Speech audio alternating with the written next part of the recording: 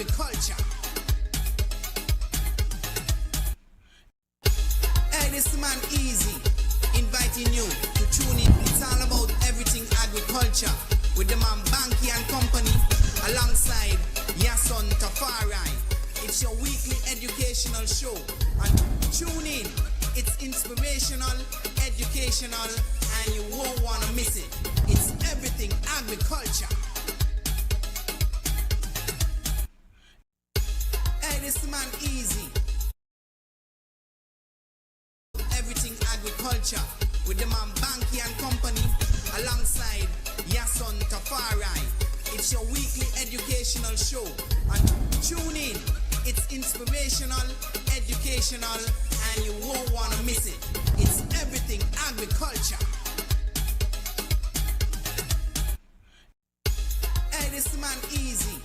Invite. Yeah.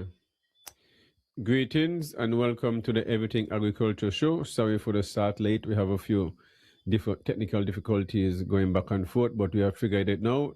If you can hear us, just send a message and in the chat. At least we know you can hear us loud and clear on the Facebook and the YouTube link. Let me say good evening to the folks in Ole and Layamega. If you're first time listener, it's the indigenous name for St. Kitts and Nevis. So greatly appreciate you guys tuning to us and tuning to listen to Real Entertainment Network and the Everything Agriculture Show. You could be listening or doing any other thing on a Friday evening. It's a weekend. We wanting to go out with the family or just go out and relax and wind down from a lot of hours on the slavery or the hustle, but you chose to spend the time with us. So wherever you're at within the region, let me say good evening to the folks in the neighboring islands, Sabre Station, St. Bart's, the US Virgin Islands, and the BVI, also the folks over in Montserrat, Antigua and Barbuda, and the folks throughout the whole Windward and Leeward Islands, also the folks in the diaspora, North America, from the Florida Keys up to Maine, Atlanta, Texas, Chicago. I know it's still winter time, so it's very cold. You'll get also Nevis is very cold too. So I can appreciate how cold you are. So I'm loving it here. So appreciate. Thanks for those who are tuning in. Remember, if you're first time listening to Everything Agriculture is an educational show, and it's all about protecting the environment and everything that we do, and to realize we all involved in the agriculture sector in one way or the other. But we tend not to look at it that way. This evening, our guest for the first hour will be the Director of Agriculture, Mr. Randy Elliott. This year, we said in the end of March, last Thursday and last Friday, in the end of March, we'll be showcasing the 30th anniversary of the Agricultural Expo. So this evening, our guest will be, first hour will be circling around when it started and where it's began and where it's reached to at this point and how it's impacted the economy and stuff like that, and the importance of agriculture and different sectors and how agriculture ties within everything within the economy in somewhat or the other, but tend not to think they're involved in agriculture. So definitely looking forward for that reasoning. Then after that, Yahsonn and myself would continue. General agriculture topics, whether it's about cannabis, is about agro-processing and agriculture itself and food security and anything in that aspect or whatever you want to speak about within the sector itself. So we participate. We're looking forward for your participation and stuff like that. You're calling, telephone number going across the street. So definitely looking forward for this reason with the Director of Agriculture. So Yahsonn, good evening to you. How everything going? Yeah, global greetings, and it's a pleasure to be here on another edition of Everything Agriculture. As usual, it's always an interesting conversation as we get into a lot of the different topics, as agriculture is something that we are both passionate about, and it's always a pleasure to have Randy Elliott with us. Sometimes I wonder if we could now dub him as a co-host instead of a guest, because he's almost always available whenever we seek to get him here. We will look forward to hearing more about what is going to happen for Agriculture Expo for 2026. But generally, even though Randy is a co-host, guest, we are reaching out to a wide audience, and so there will be still a lot of people who may be listening for the first time who don't necessarily know who Randy Elliott is, and so What I'll do, I'll give a little brief bio and then give Andy an opportunity to share a little bit more about himself before we get into some of the topics. So, Andy Elliott serves as the Director of Agriculture for the Nevis Island Administration, overseeing key initiatives in food security, livestock, and crop production, with years of experience, including acting in the role as early as 2017 and confirmed leadership through 2025 events like the 29th Agri Expo. He has driven farmer payouts exceeding 1.2 million in 2024 via the abattoir and other depots. Ladies and gentlemen, welcome to Everything Agriculture and Real Entertainment Network, a special 2-hour commercial-free deep dive into the heart of Nevis farming. Today we are thrilled to have the Director of Agriculture, Andy Elliott, the driving force behind Nevis's agriculture resurgence, from record livestock payouts to expo triumphs. Director Elliott, thank you for joining us and being a part of this edition of Everything Agriculture. Welcome. Hey, good evening, good evening. Good evening. Yeah, so we're giving you the opportunity to give a brief introduction about yourself. I gave a little bio about you just a moment ago. But even though you're like a co-host to us, like I was saying earlier, we do have new audience from time to time. Well, I should say daily, every time we do have the show. So still, give the people a little bit about your little background of who you are, growing up and all that, and then we could get into some of the things what we would discuss a little later on. Well, good evening. My name is Randy Elliott, Director of Agriculture here on the island of Nevis. Well, born and bred on the island of Nevis, grew up in Cane Garden, spent some of my young days Cane Garden, Hamilton, Bad Village. That's where I normally would spend my summer vacations, etc.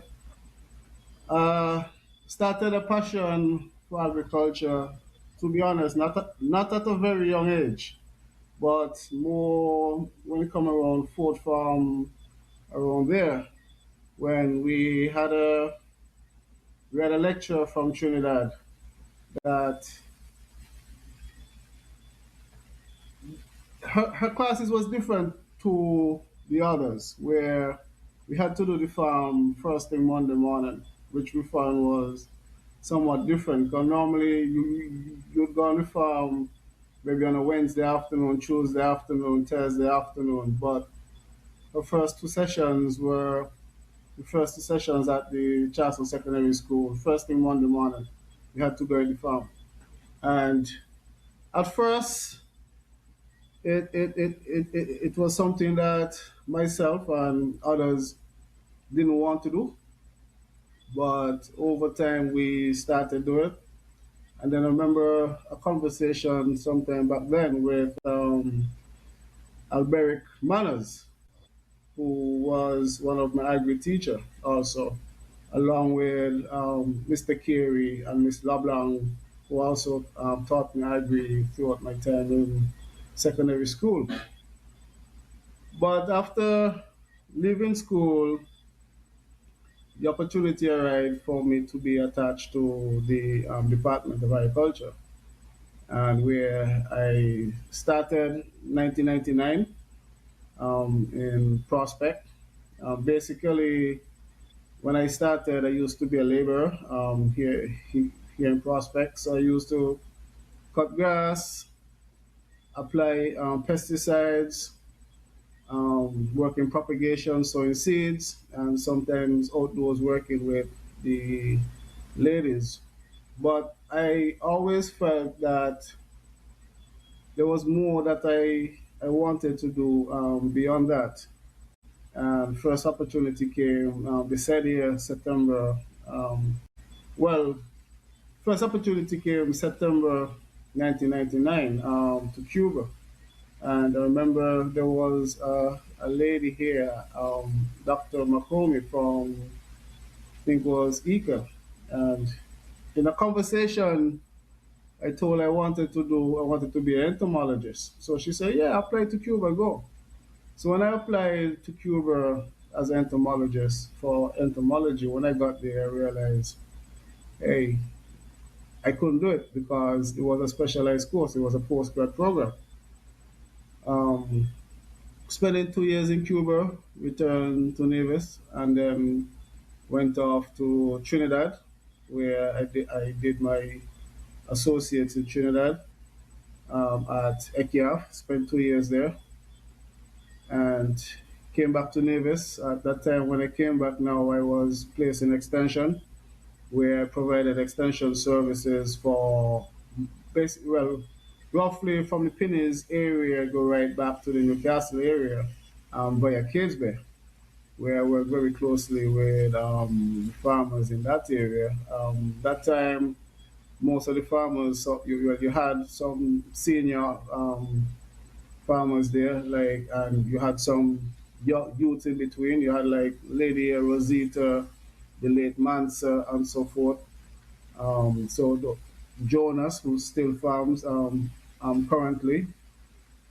So those are just some of the individuals that I would have touched base with. And in 2027, I got an opportunity to go to the University of the West Indies, St. Augustine campus, Trinidad, where I went there and was able to do a first degree. But when I got there, I realized, hey, there's an opportunity here for me to do what I wanted to do as a youngster, which is entomology. So a group of us, we decided to put in the time, and we actually turned a 3-year degree program into 2 years. We were able to complete in 2 years, and then we started to discuss postgrad. And when I looked around the room and throughout the region, there was a lot of entomologists in the batch. So I wanted to do something unique, and we realized, hey, there's not much plant pathologists. So there's where I jumped and actually I went into plant diseases instead of insects. Returned 2010. After returning as agriculture supervisor, responsibilities got a lot greater, where I had to oversee all government estates and property and so forth. And during that time, 2010 onwards, had quite a bit of exposure, quite a bit of training, both locally, regionally, and internationally. And around 2011, we embarked on protected structure. It was something that was here from before, but we started to look at it from a different lens in terms of turning it into something serious. So we constructed our first structure here in Prospect, 48 by 138 feet. And again, with new technology and so forth, you're not 100% clear of all the kinks and so forth. So sometimes they say you have to be in it to learn. And so our first structure was purchased wholesale, and we realized we had challenges in terms of getting some of the crops grow, temperatures, etc., etc. And from there, I was sent off to Mexico to look at greenhouse technology in Mexico. And after returning, we decided that we were going to do some alteration to the structure that we had, which we did. And then in 2012, 2013, the Federation actually started a drive in terms of greenhouse technology. We ventured into our second structure, and then we had farmers getting involved in it. I did some additional training, Trinidad, Morocco, etc., on greenhouse. While during that time, you still provide the services, ensuring that the open crops continue to be maintained, etc. And yeah, in 2017, I became the director of agriculture in 2017. Continue the push and the thrust for greenhouse technology. At that time, then everything that I knew, I tried to train my young officers, Mr. Edwards, Peter Edwards. Also, we would have been able to build a team here where persons are able to know locally on the island of Mavis. So from 2010, 2011 to just share structures, when you look around Mavis now, we have been able to transfer to be a leader within the region as it relates to greenhouse technology.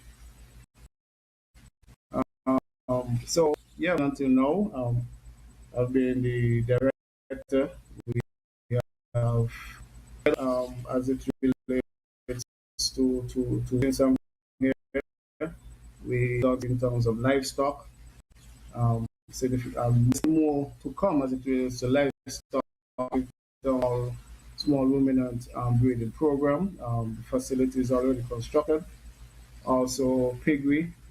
Also, we would have also done quite with Mr. King in terms of India transforming area for what it was, barren fruitful area.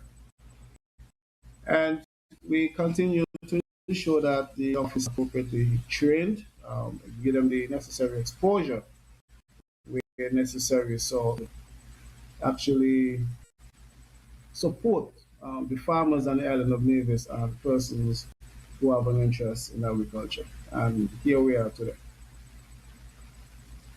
There's still a lot, but yeah. Yeah, man. It's always good. It's always good to give folks the opportunity to share their story, and I am impressed with a lot of what was done. And I mean, the fact that you shared how you started, and you actually started from the bottom up, as you say. You went up cutting grass, you went up, putting out pesticide, working with the people on the outside. So it's always good to hear, the stories. We are now going to be getting into, I know one of your major events that you guys are going to be looking forward to is the Agri Expo. But before we get into the Agri Expo, well, yeah, we could start from right there. So the 29th Agri Expo in 2025 was held a major success with growth in value-added products. What standout farmer stories or innovations emerged, and how does it build momentum for 2026?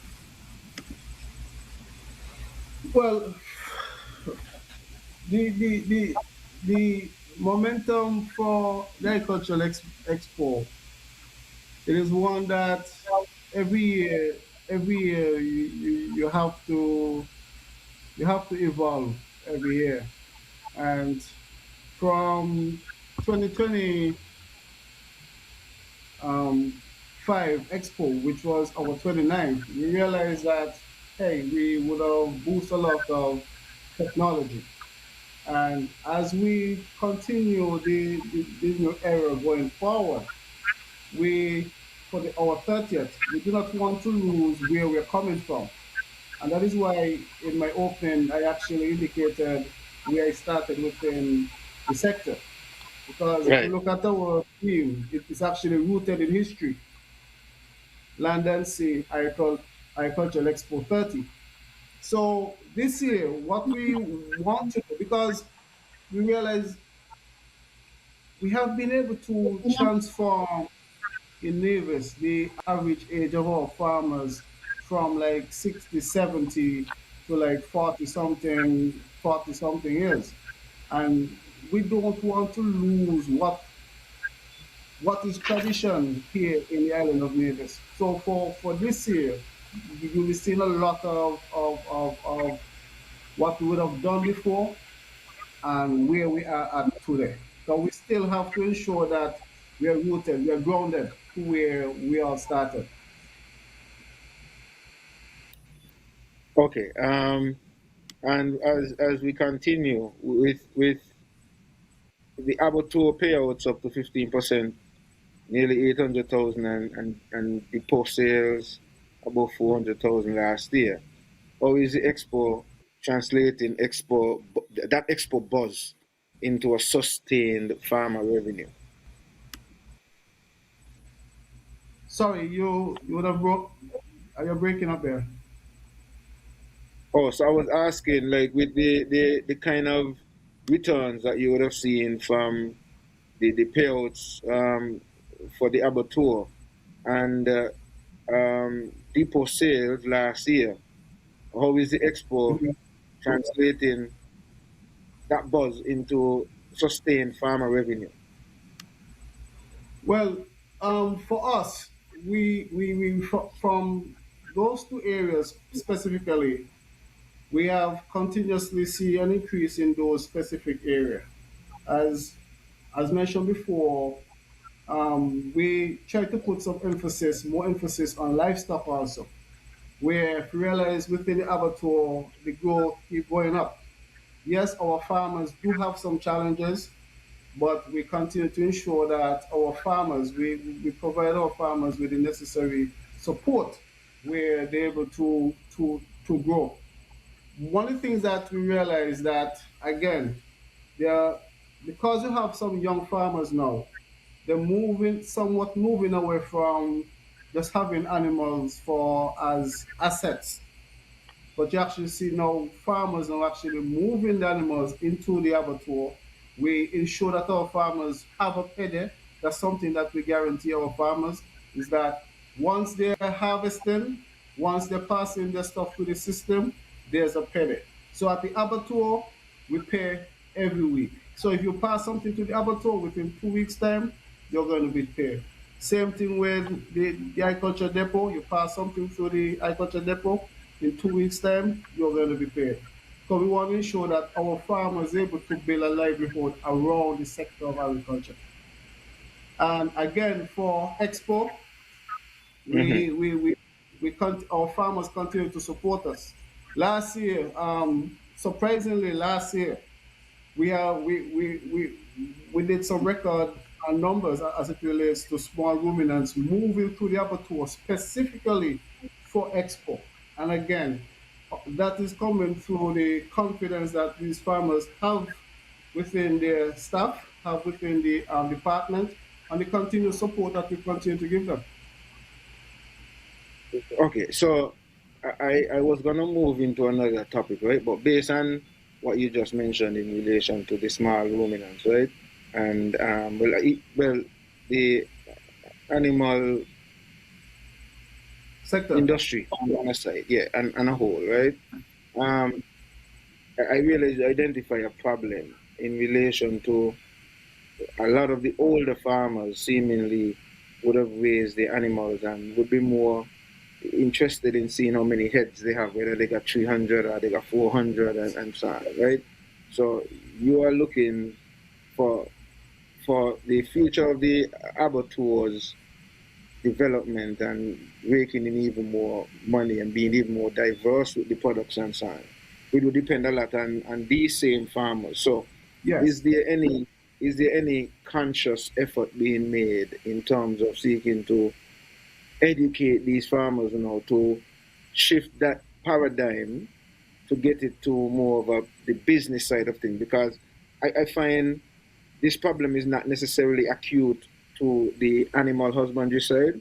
It is also a problem on the plant production side, because a lot of farmers are very good farmers, and that's what I identify here on the island. The farmers are great farmers, but in terms of the business side, being able to translate being a good farmer and being a good businessman or businesswoman, there's a gap in between there.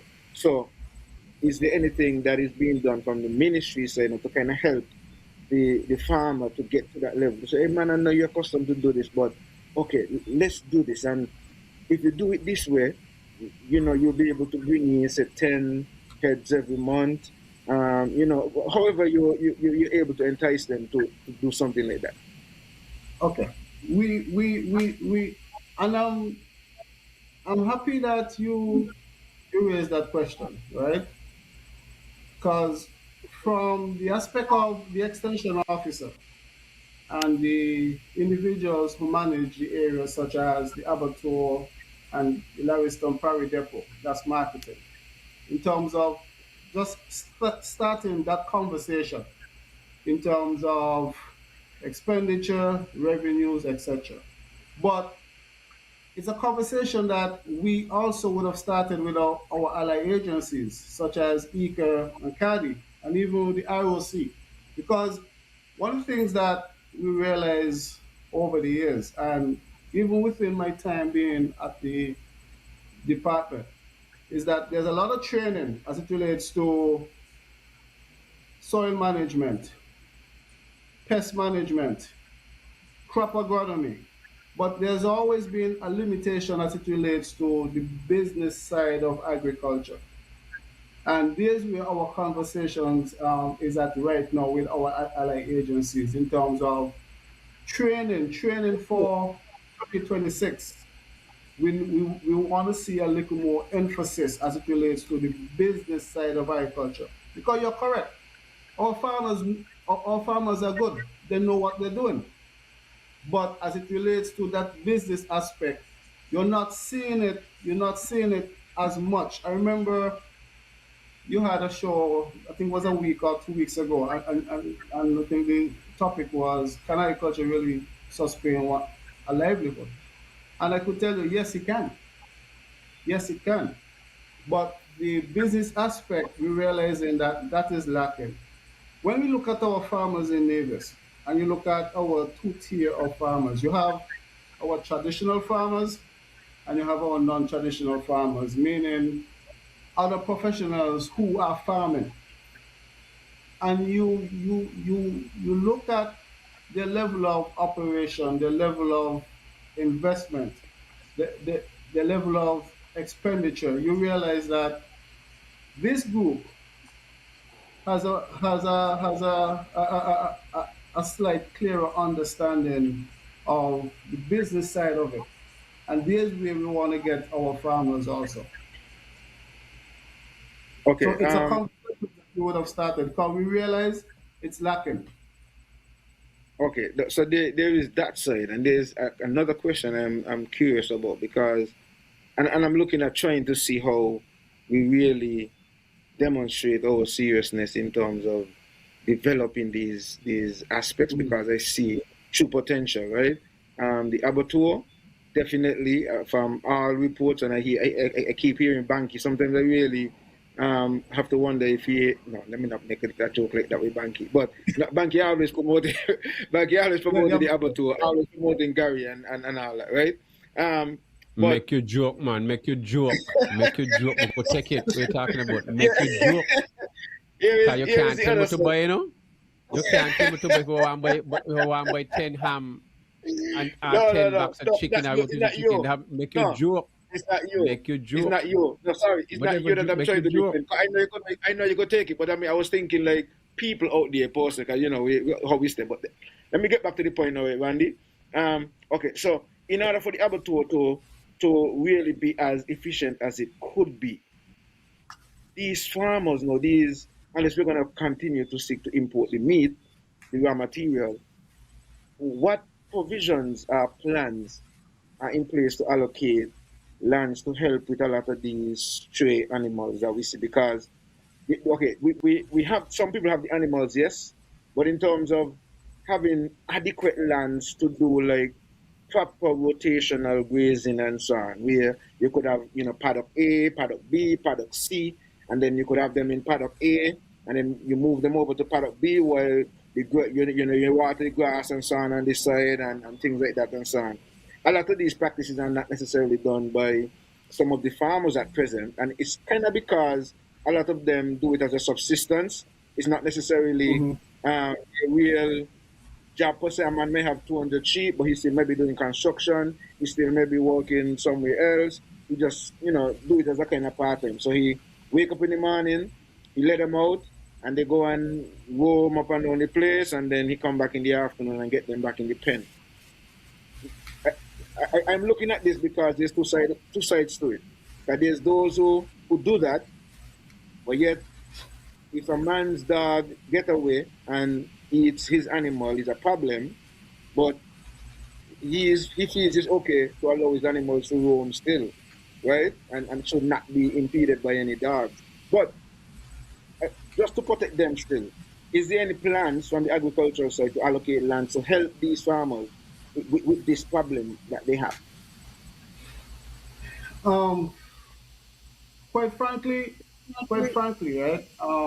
Nevis is not getting any larger, and the demands for lands in Nevis is getting a lot greater. And we have to come to a point where we understand that practices that we would have done 20, 30, 40 years ago may not be best practices of 26. Um, we have unlimited land as it relates to for livestock. We have limited lands, but we still continue to ensure that every farmer, who is willing could have access to a piece of the land that we have. Bearing in mind that you may not see a farmer now with a 10, 15 acres access to land. So that raises the question now. As a farmer in Nevis, do I have enough land, really have enough land to sustain 200 animals? And these are questions, these are serious questions that we need to start to ask. Do we have lands to sustain 200 animals for one individual? I mean, 200 animals with, for instance, within a year time, you probably only slaughter 10. Right? So again, the whole mechanism of livestock farming in Nevis, it has to start to transform. I'm looking at two farmers right now. Well, they work on the same farm, and their practices was what we did 20, 30 years ago. But constant conversations, you realize now the farmers bringing down their numbers, and they actually invested in fencing and so forth to ensure that their animals are kept within the confinement of the lands that they're leasing. They're also ensuring that the animals don't be walking miles and to eat grass, and by the time they come back, they already burned off all the nutrients that they pick up. Right? So it's not going to be something overnight, but we are realizing that you have some farmers that are really starting to see that, understanding that I cannot have my animals walking the road anymore. And it's just not affecting the animal, it's also affecting the vehicles on the road. It's also affecting you as a farmer also, because if your animals are caught on someone's property and their damages, you have to pay for it. Randy, Right? practically Sorry, Bankie, go ahead. yes, practically what you're speaking about, or I hear where Yahsonn speaking about. Yahsonn, these are the days when you're going to say because you have 200 animals, you want 10 acres of land. You really don't need 10 acres of land. You go into intense farming where you house your animals. Thank you. And you cut and carry feed and stuff like that. You can do that on 2 acres. You can even do that on an acre of land. You just cut up the acre of land into quarter acre paddocks where you rotate, you graze, you plant feed, whether it's sugarcane, whether it's different type of grasses and stuff like that. And you cut and feed, and then you'll get off your animals every nine months or every year, whatever it is. It's just you're going to a greenhouse production. It's all about intense farming. One greenhouse the size of 30 to 60 feet can cover more than a man in an acre of land. This is how we have to be thinking nowadays. these large amount of land and you not use the land, it's like you wanna got 3 acres of land, but you only use a quarter acre. But you know want let the land and them. You That see what is I'm true. talking about? We need to, this is the reality of, this is what we talking about. How much farmers have land and not use the land, them virgin. Me not gonna square inch to plant pan, you know. But here man tell you I got That 7 is true. acres, I got 5 acres, I got 4 acres, I got 20 acres. But how much of the land is occupied you're using? Me no want hear got all these junker things where you got 300 goat. Then when you look the same 300 goat are going to the same small pen. Not even a proper Yeah. pen. They will stand up And on you're not making feces any money off high of the goat high at like the the end of the year. mountain. You see what I mean? And then this is the reality. We gotta see things different, Virgin. You understand? We gotta look at things in it. Is it about making money? But let me go back to where we start off from.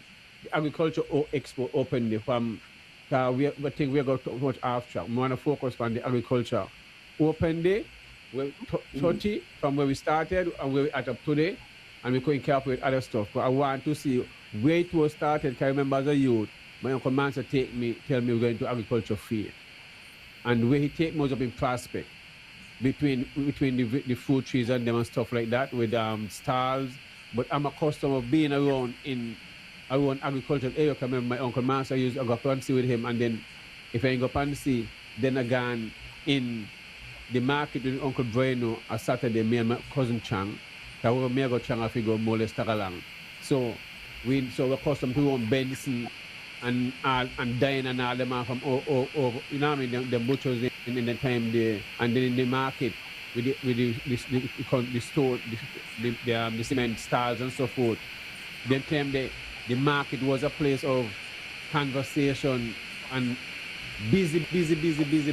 If you not go by 7 o'clock, 6 o'clock, you can't get in the market. Market ram. It's like a party going to the market was a line in those days. So when I went to the agricultural fair up in Prospect, that was something different for me. Seeing such a large, even a larger crowd with more vendors and more different things showing, and then you go down by the vet section where you have animals also displaying and stuff. So that was my first experience with that, and from then I was really intrigued and I was looking forward for something like that. So I want you to start from the over the years how it has grown and who are some of the patron over the years and stuff like that, and why the patron them was have been selected upon this and stuff like that. Okay. Well, the, the agricultural open day started some years back. Again, before we actually started as an open day, there was because we actually found some pictures of when even before here in Prospect, where there used to be like an agriculture fair right there in Gingerland, what they call Crony House, where Gingerland Library was. You had the likes of officers who would have been champion doing that, like Daniel Atherton, Elvin Bailey, Kelvin Swanston. Those are just some of the officers who would have championed that cause back then. In 1994, the then director, Mr. Merchant, he wanted to centralize it, and therefore he had the first agricultural open day here in Prospect in 1994. It was a conversation between him then and the director in St. Kitts because the two agricultural fairs started the same day, the same year. One before Easter and one was after Easter, right? And the traditional still continues up to there. So then Prospect, again, you they actually brought persons to the home of agriculture, which Prospect, which is known as the Prospect Experimental Station, where Bankie, I'm sure you could recall during that time when you walk through the fields, you will see various sweet peppers, you will see different varieties, cabbage and so forth, actually growing within the area that they intended to grow. But we realized over the years, I think when we did the 10th anniversary, the director then, the late Samuel Powell, we realized that, hey, we would have outgrown the Prospect Estate in terms of the number of persons requesting to be a part of it. You had some pioneers here in Prospect, like Elmina, Sally, Ermin and Jackson. They, they were part of the Open Day from the inception of the Open Day, right? Again, we back then in '94, we when we started to when we hit the 10th anniversary, we would the area was outgrown. Everybody wanted to be a part of the event, and for the 10th anniversary, the Open Day was moved from the Prospect Experimental Station and the veterinary clinic to the Villa Ground, the lands just below the Charleston Primary School parking lot. Um, we were there for quite a while. Again, we took our time to actually fill that ground because when we got there, that ground was a large area. So we took a while before we were able to get that ground filled. You had quite a bit of patrons during that time. Emmonsine, Elmo Liven, who was a farmer PS, Emmonsine and Billy, who were pioneer farmers. You had a merchant also, patron, Sally Paris, patron also, Rosalind Cranston. These are all persons who were patron, Eugene Maynard. And when we look at our patrons throughout the years, what we tend to do is we tend to select persons who would have made significant contribution to the sector, to grow the sector, but also persons that we feel at the point in time around the theme of agriculture who would have made their contribution. If you look at last year, we were on technology, etc. And the patron last year was Mr. Daniel Atherton because Mr. Daniel Atherton has been pushing quite a bit of technology within the sector. When we got when we were in the villa now, we realized, hey, we're outgrowing, and you still have persons wanting to be a part of the event, and it was a bit of a struggle to find a venue for our 20th anniversary. And in just a conversation, so in a conversation, we said, okay, we think we're going into the ETW park. But at the Villa grounds, you had persons who would have championed the cause of the Open Day there. The directors, you had Mr. Samuel Powell, Dr. Kelvin Daly, and Keith Leamry, who were all directors at the Villa. So we moved to the to the ETW park. Again, there were a lot of questions because persons were looking at, boy, the ETW park is very large. How are we going to fill it out? We don't have enough people to fill it out, etc. But we moved to the ETW park when we did our 25th anniversary. And there's where we are up to today as we celebrate our 30. Again, we have not lost the principles of the open day.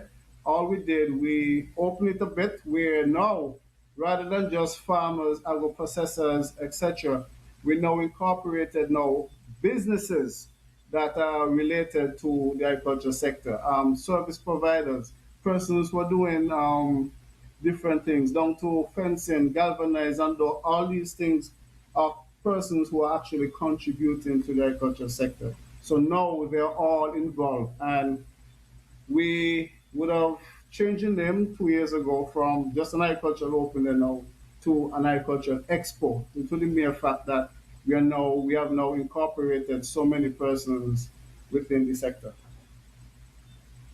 So, what can one look for when it comes to next month, which is March, the last Thursday and the last Friday in the month, for the 30th anniversary, which we expect to be bigger and better? What would be added? What features will be there? So, what can general public and those who are listening look forward to when it comes to anticipation and stuff like that? Well, every expo slash open day, we trying to ensure that persons have an experience. There's an experience that persons something that persons could actually take away and walk with and speak about it, whether days after, weeks after, months after, and years after. This year, our theme this year, let me repeat it, rooted in history, land and sea, Agri Expo 30. And it's under the patronage now of this year, our patron is Mr. Ford Liebert. Some people will know him as Small Ford, but Ford, but his correct name is Mario. Mario has been with us for quite a bit of time, some 30 plus years. Mario, again, that's what one of our chapter operators. He just retired last year, and we found it fitting that we honor him this year as our patron. When persons come to this year, there are a number of things that would be somewhat different. You have some of the norms that you could get, but some are the expo, and some would be like, for instance, a master class where you as an individual, you could actually come and learn how to make something. So that's one of the things. Maybe wax making, candle making, etc. You could actually do that. You could probably say, you know what, it's 1 o'clock. I'm going to go up to Agricultural Expo. I want to cook my own lunch. So yes, there's supposed to be a chef there. Actually show you how to cook your vegetarian. You might want something to serve fish. There's actually someone there to show you exactly how to cook it also. Coupled with that, we are looking at also, because we realize there's a lot of talent on the island of Davis, and as it relates to that boutique industry of hat making, dress, decorating, etc. So there's a section of it again within the open there where some of these individuals or small companies who are doing these things, there's a section where some of their their clothing lines will be modeled during the event also. We are looking to have a small little section where you could actually go sit down, serve a little probably ginger ale, etc. While you sit and you can watch the modeling. Around the field, you have the roast corn, roast breadfruit, roast sweet potatoes, and these sort of things. There's actually a booth again where we have some display of medical cannabis also that will be on display at the event. So again, it is still building up. We based on where we are last year with registration, we were about 70 something booths last year, and we closed registration 1 week before.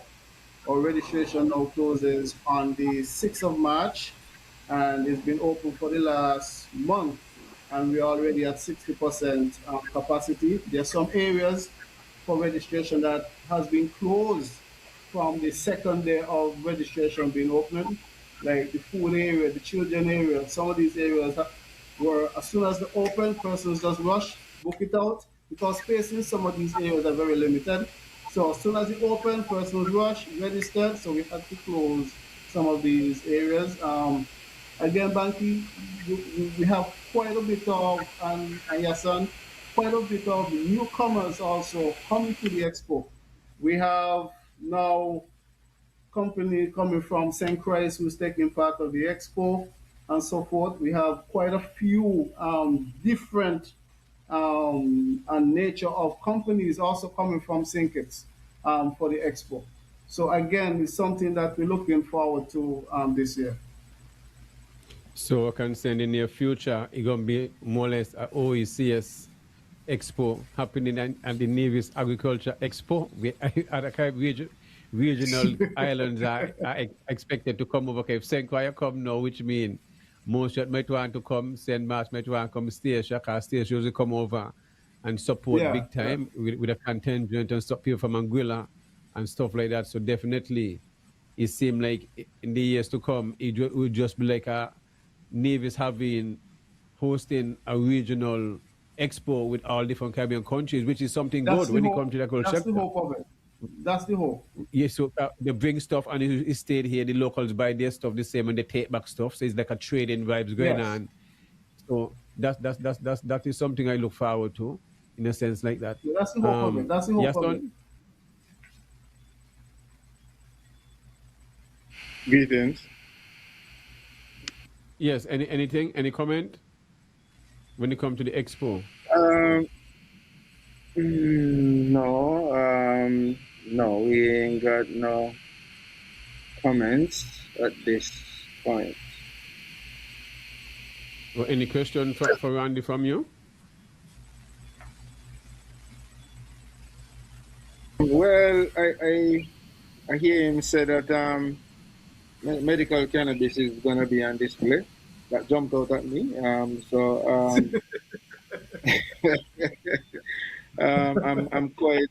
I'm quite interested in seeing that display when it comes around and learning a little bit more. I realize the topic is going to be focused around the expo. So since that is what it is, let's zoom in on that part. About 2 years ago, there would have been the first, you could say, display of cannabis on the expo. What was the feedback from your perspective then, in terms of the approach, the educational aspect, and all of that and so on? How did you think it went down to you personally? Well, 2 years ago, when we decided that we will have a booth. Again, the whole scope of it was to educate the population, because there there are many times, and there are many processes of trying to educate individuals, and we realize that over the years, as Sinky Snivis speaks more of cannabis. A lot of it has been done via radio, television, and even what you call like sit downs, etc. But what we wanted to do is have something different, where the man from the street could actually walk in, actually see the plant, have a conversation, and be able to be free to ask exactly questions which have been burning them for quite a number of years. Again, for me personally, what we saw at that booth, again, it was something transformative, where from the individuals who you would have seen went there seeking interest, because young persons went there for a number of reasons. I visited on the booth numerous times, and it was fascinating that you see like parents there asking questions. Fascinating that you see six farmers there asking questions, chemical components, questions about the oils, etc.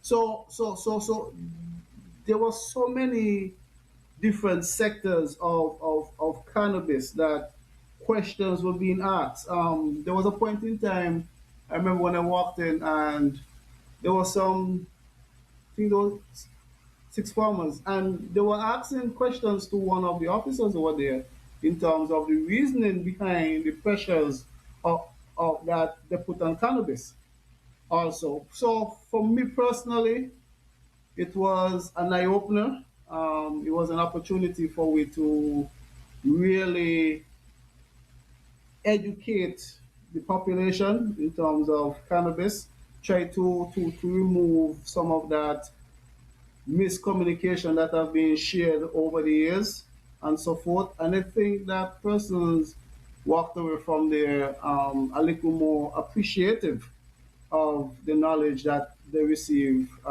at 2 years ago.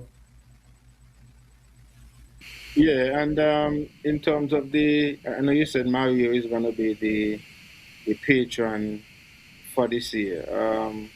What new initiatives and so on that you think people can look forward to? I know you guys may still be early in the planning stage and so on, but what maybe new initiatives, seeing that it's going to be a significant milestone this year, Are there some new initiatives that folks can look forward to that you could probably, share with the public to kind of entice them to come out and look forward? Well, I mean, it's nice that the cannabis is coming back. Yes, that's one, but Yeah.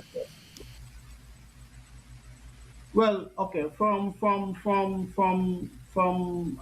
I made mention that persons be able to come to the expo now and have hands-on, be able to do a number of things hands-on. Maybe cooking, maybe candle making, etc. So persons no longer. So you, when you come now, it's not that you're just standing up and looking at somebody doing something. Once you have an interest in a particular activity, now you'll be able to do it for yourself, hands on.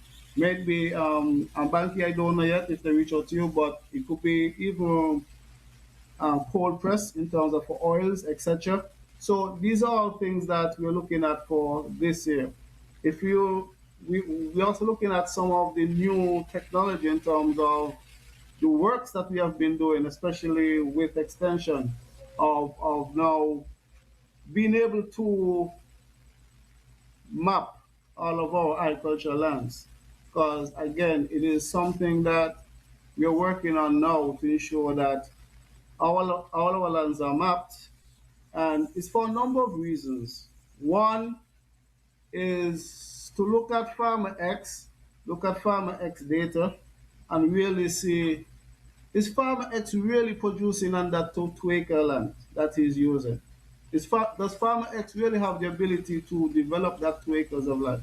And if not, is to see now how can we assist Farmer X to develop that 2 acres, or have Farmer X operating on a piece that is more manageable for Farmer X, where now Farmer Y now can get some of that land. So that's one thing that we're looking at.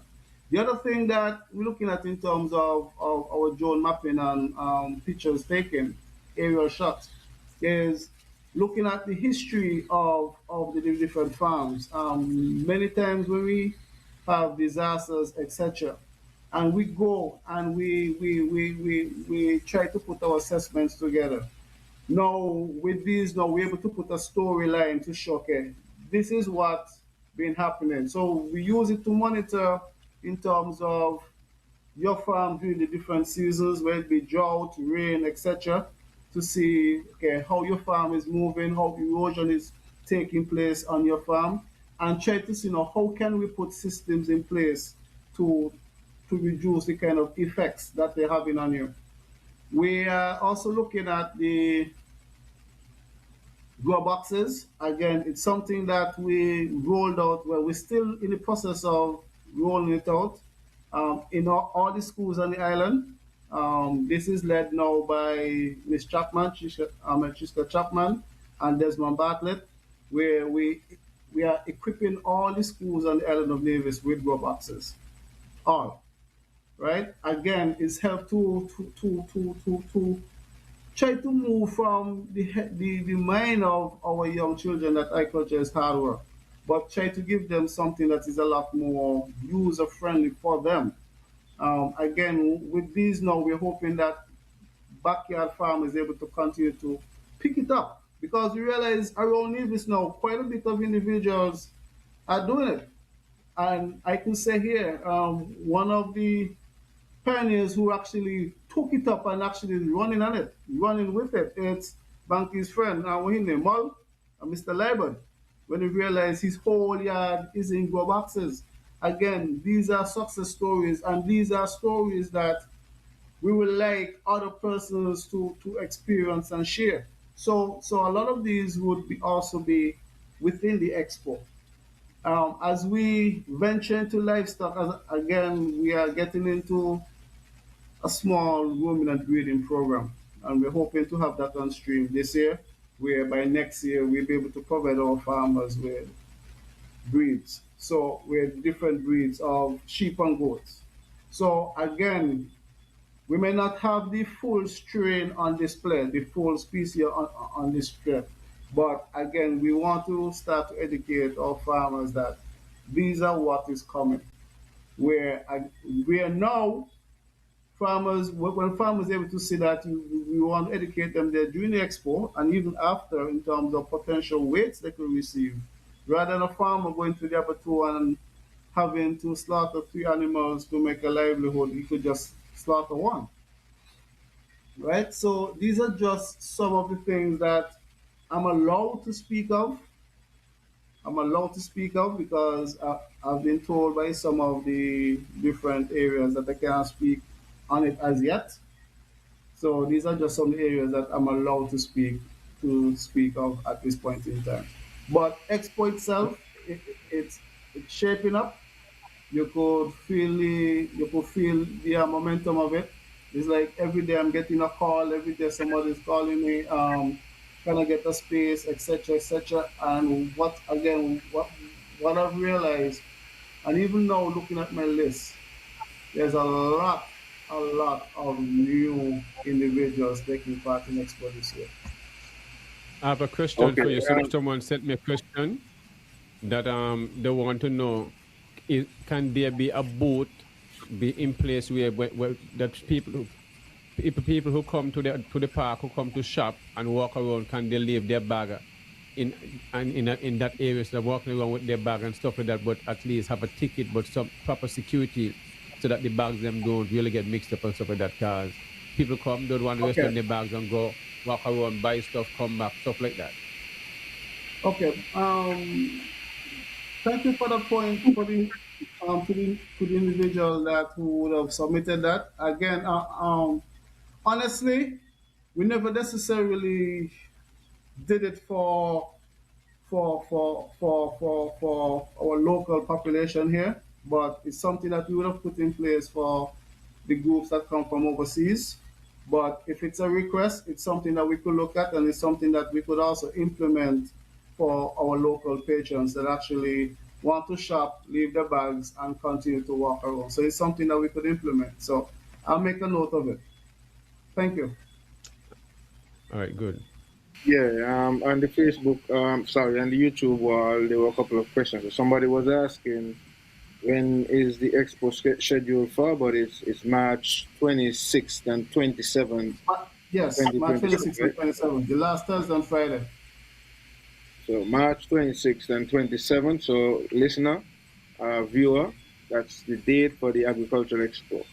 There's another question. He said that you mentioned that tractor driver retired. Can you say how many tractors are available and how many drivers and Nevis do they have now? If, if it's a straight answer, we have quite a bit of tractor drivers, and to be frank, we have quite a bit of tractor drivers. We have three tractor operators, and there's a big difference between persons who drive tractors and persons who operate. Again, right now we have one tractor in operation. We have two more tractors that should be coming up shortly. To be frank, there's one of the tractors that we had some issues in terms of sourcing some of the parts for.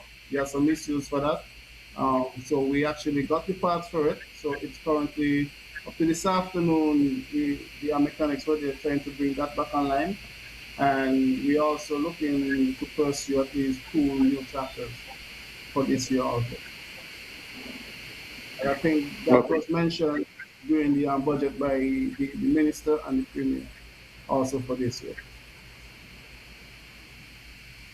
Okay. But I was we just realize in 2025 chapter service we had some serious challenges in 2025. We really had some serious challenges, and it would have hindered quite a bit of production in 2025. So we are anticipating that 2026 that you don't get wet the same spot twice. okay. Got you. Um, But one of the question between there, Randy, do you think that farmers we do a lot of overplowing? Okay. You see, one of the things that is happening now, Bankie, is when we look at some of the guys them who have been farming for a while now, um, some of the service requests is not coming from them. Some of these requests now are coming from new individuals, or even some individuals who for years have been operating, have maybe 2 acres of land and been operating in a half, and now they're trying to bring now the other acreage on the production.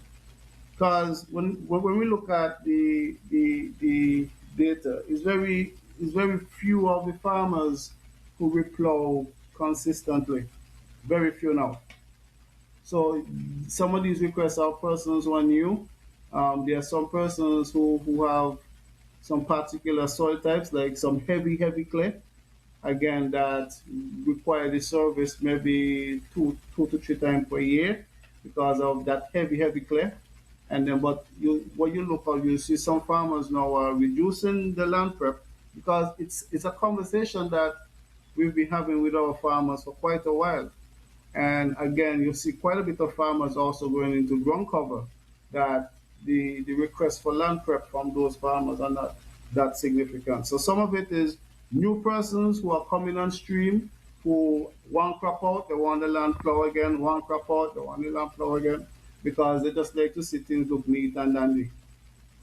But it's a work in progress.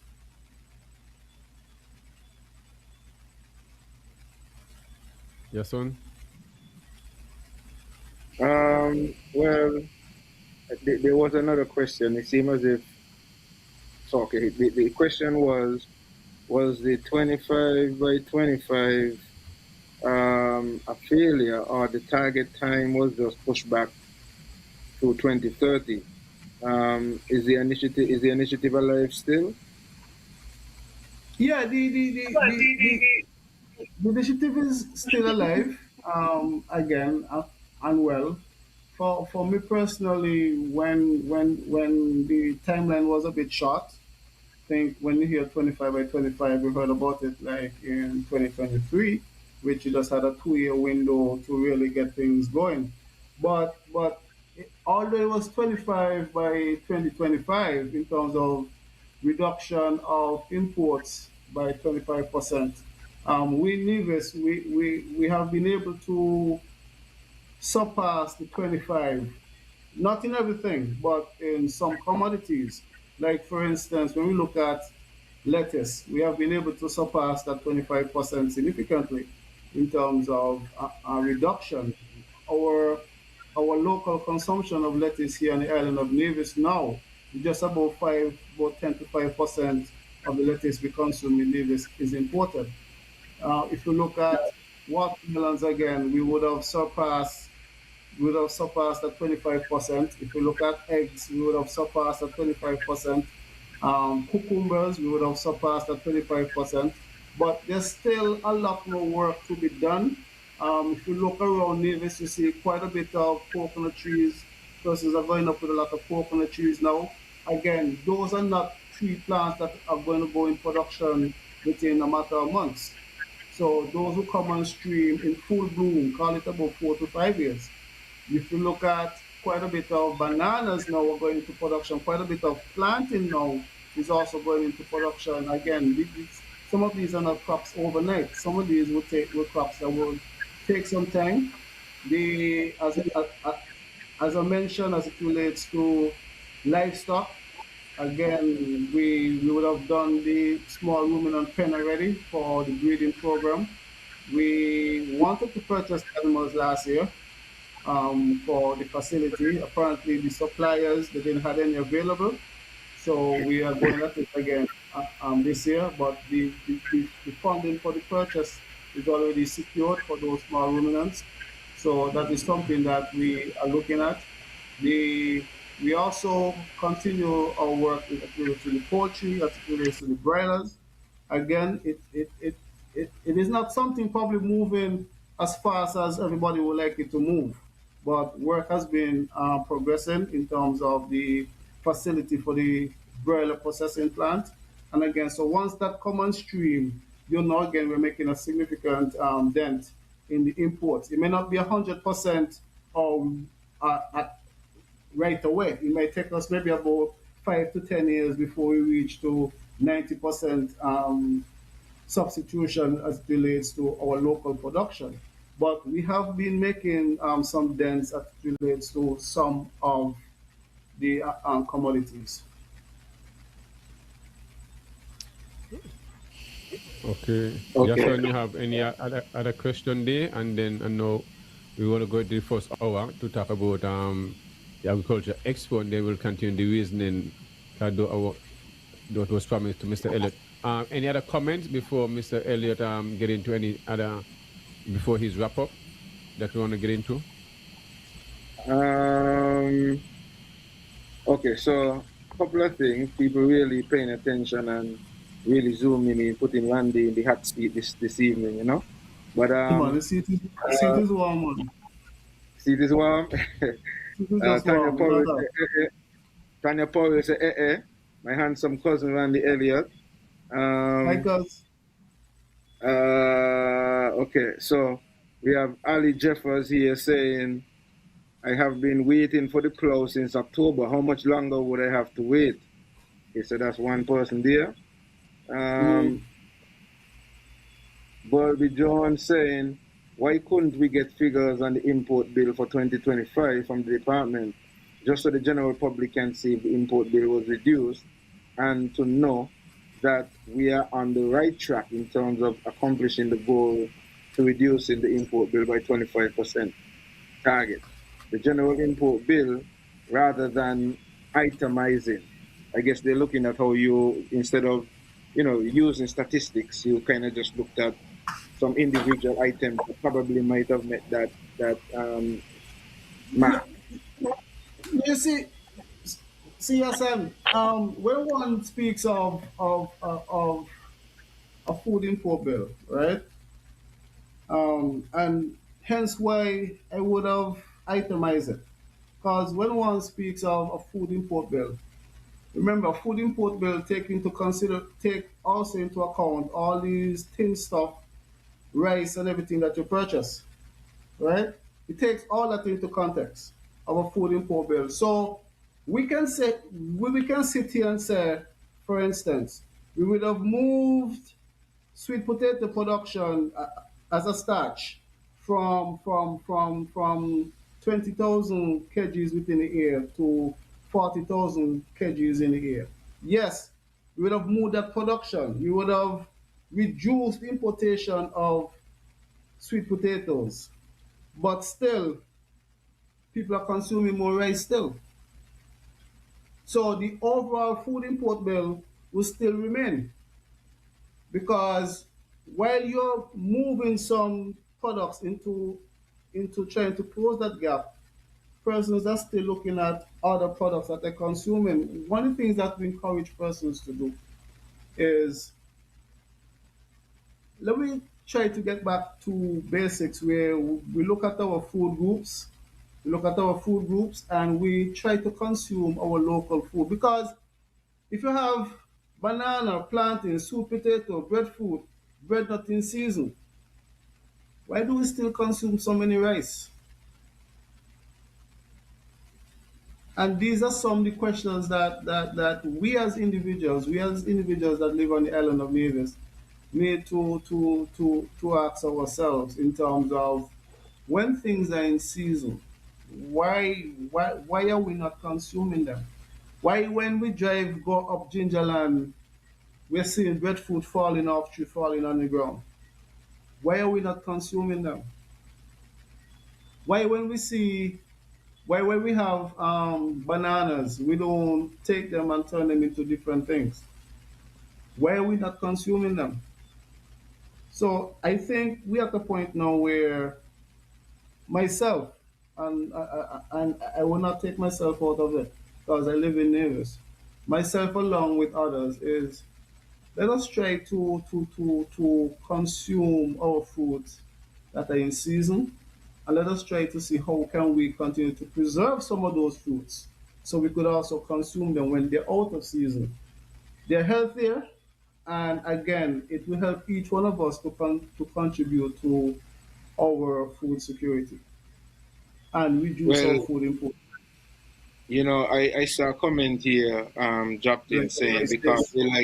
we like what the rice tastes, but I guess this is part of what the expo should do, and I guess Yeah, maybe the ministry would have to do in terms of being able to create creative dishes with the natural food so that they could have the same thing but in more appealing ways, or whether creating other value added products from some of the natural things so that eh, children and others could have it yeah, in a different way so that they can taste it and say, okay, all right, I could try it this way because, it tastes good too. Things like that. And so I guess when you go to the expo and then they have those cookout and chef demonstrations and things like that where people get to put on display various vegetables and so on, prepared in different ways that might, yeah, help with yeah. that shift as we move Okay. along. Well, All right. go ahead, Bankie. Go ahead. Yeah. Okay. When we talk just before we get, one of the question is someone asked a question. What about the monkeys? What you all doing about the monkey issue? But also, every quarter, remember there is import when it comes to cucumber, still cantaloupe, honeydew, carrots, sweet potatoes. Every quarter is a lot of poundage still, so we still have a lot of work to do in those areas. Even watermelon, especially coming on into the Christmas time, when you check the food, the importation of a lot of these food that we grown here, cassavas. I mean, especially during December time, November, thousands and thousands of pounds coming in. So we really and Edos and stuff like that, a lot of those root crops. So there's a lot of importation still coming in. So we really have a lot, in order for we to make a big impact on this, we need to start planting by acreage when it comes to cassavas, the fruit trees, bananas, avocados. We will have to get into a lot of monocropping and large scale if we're going to have to really reduce this food import bill and being able to export food and stuff like that. So, well, the question is monkeys and how we're going to increase the food if we're going to start increase more monocropping in large areas as we're doing now in like the coconut trees if we're going to start moving into large acreage of 2 acres of this planting 2 acres of silk bananas in that kind of way in order to meet and work together in the unity within CARICOM and start really trading amongst ourselves because we see how the world is going. But the monkey issue first. Okay. The quite frankly, monkey is a challenge. A monkey is a challenge for all of us, and they're they're they monkeys are very intelligent, right? One of the things that we have to look at is, I think, Banky, I think you told me that one time, is you have to be present, despite despite despite sometimes the fencing, the solar fencing, and so forth. You also have to be present, right? And again, if we cannot sit around and say, "Oh, monkeys affecting us, so we can't plant food." Sometimes we have to take the bull by the horn and look to see, okay, how can we adapt? How can we adapt in terms of to be able to coexist with monkeys? Because we cannot wipe them off of Mavis, and we cannot. And some of the things that I've seen some farmers doing and some backyard individuals doing is trying to do little protected structures for themselves. It doesn't have to be this high tech 50, $60,000 structure, but persons could build small structures, protected structure. It doesn't have to be netting. It could even just be wire, right? Just the fish pot wire, the full cook wire, etc., just to protect some of the food. But when we look at our food import bill, Banky, and the monocrops, etc., etc., one of the things we have to understand is niggas don't have that large mass of land. And there was something I saw on my 2 visits to Taiwan. And Taiwan is a place that it's a country, it's an island. that's somewhat self-sufficient in a number of items. But they're small farms. They're all small farms. I haven't seen any big, large farms in Taiwan. They're small farms. They're small farms, but every square inch of the farms are occupied. Every square inch of the farm. And if we, as a people, is going to speak of food security, each one of us have to play our role. One, plant some of our own food within our yard. That's one. And two, you have to support locals. You have to support the local farmer. When a local farmer is planting food and he's going into a monocrop, say, for instance, he's going to plant melons, and nobody want to buy melon because what? We want to give our children apple to take school for snack. Then it discourages the farmer from planting again. So we as a people, we have to support our local farmers. We have to consume what we grow here on the island of Nevis. We have to. But monkey itself, Bankie, we understand the fact that it's a challenge. Last year, we would have had a control program that we run for 6 weeks. Again, it's something we're thinking about to do again sometime this year. The time has not been worked out as yet, but it's a program that we're going to run again very soon in terms of trying to control the monkeys in some of these farming areas also. But it's a challenge for each one of us. All right. Thanks for that. Question answered. Anything before you want to add before you?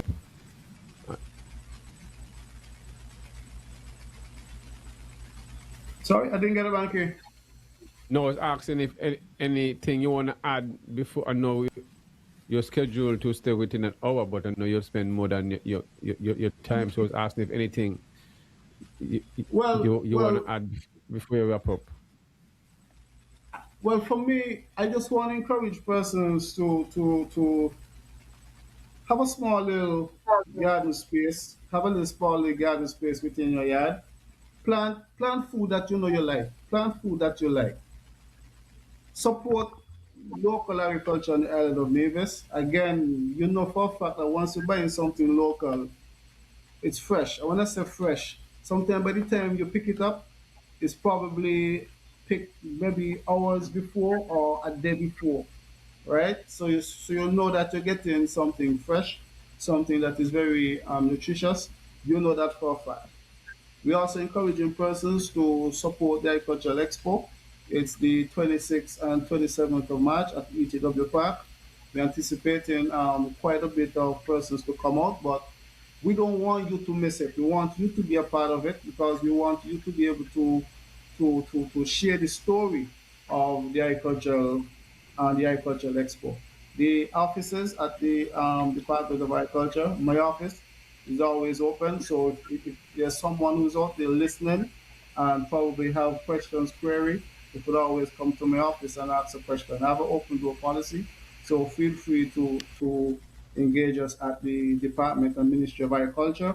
For those who probably even want to start up a little farm, start up a little backyard, again, we are open. We come, we look at what you're doing, and we try to give as much support as we can. So I'm just encouraging everybody to continue to support agriculture here in the island of Nevis. All right, Randy, I want to thank you again for coming out on the Everything Agriculture show and giving us insight on what's going on for the agriculture 30th anniversary coming up next month, March, the last Thursday and Friday in March, and giving us an overview of when it started back in the early 90s and where it's at this point with the different venues and stuff like that, and some of the patrons and some of the activities that and displays that will be taking part next month, which is now is the expo, and regional people going to be coming in to taking part also. Yahsonn, before Mr. Elliott go, any final question, any coming in from the wall, and then we continue the show after Mr. Elliott exit. Well, in terms of the wall, so I think so we have the person who made the comment about the rice. They said that, but rice is natural. We should grow rice. I know that think it's at some point tried the dry paddy rice at some point, but I don't remember what was the reason for them to discontinue that production. But and I don't know in terms of the fact that we have in land issues right now, how feasible that would be, if you would just, work and continue importing from, let's say, Guyana and places like that. But that was something that was on the wall. I don't know if and how Randy would respond to that. But in terms of my final questions to Randy, 2026 priorities include the Guayla facility. What other proposals, like advancing, for example, like a similar to the tobacco pepper initiative, are in the pipeline for diversification? Sorry, I didn't get the last part.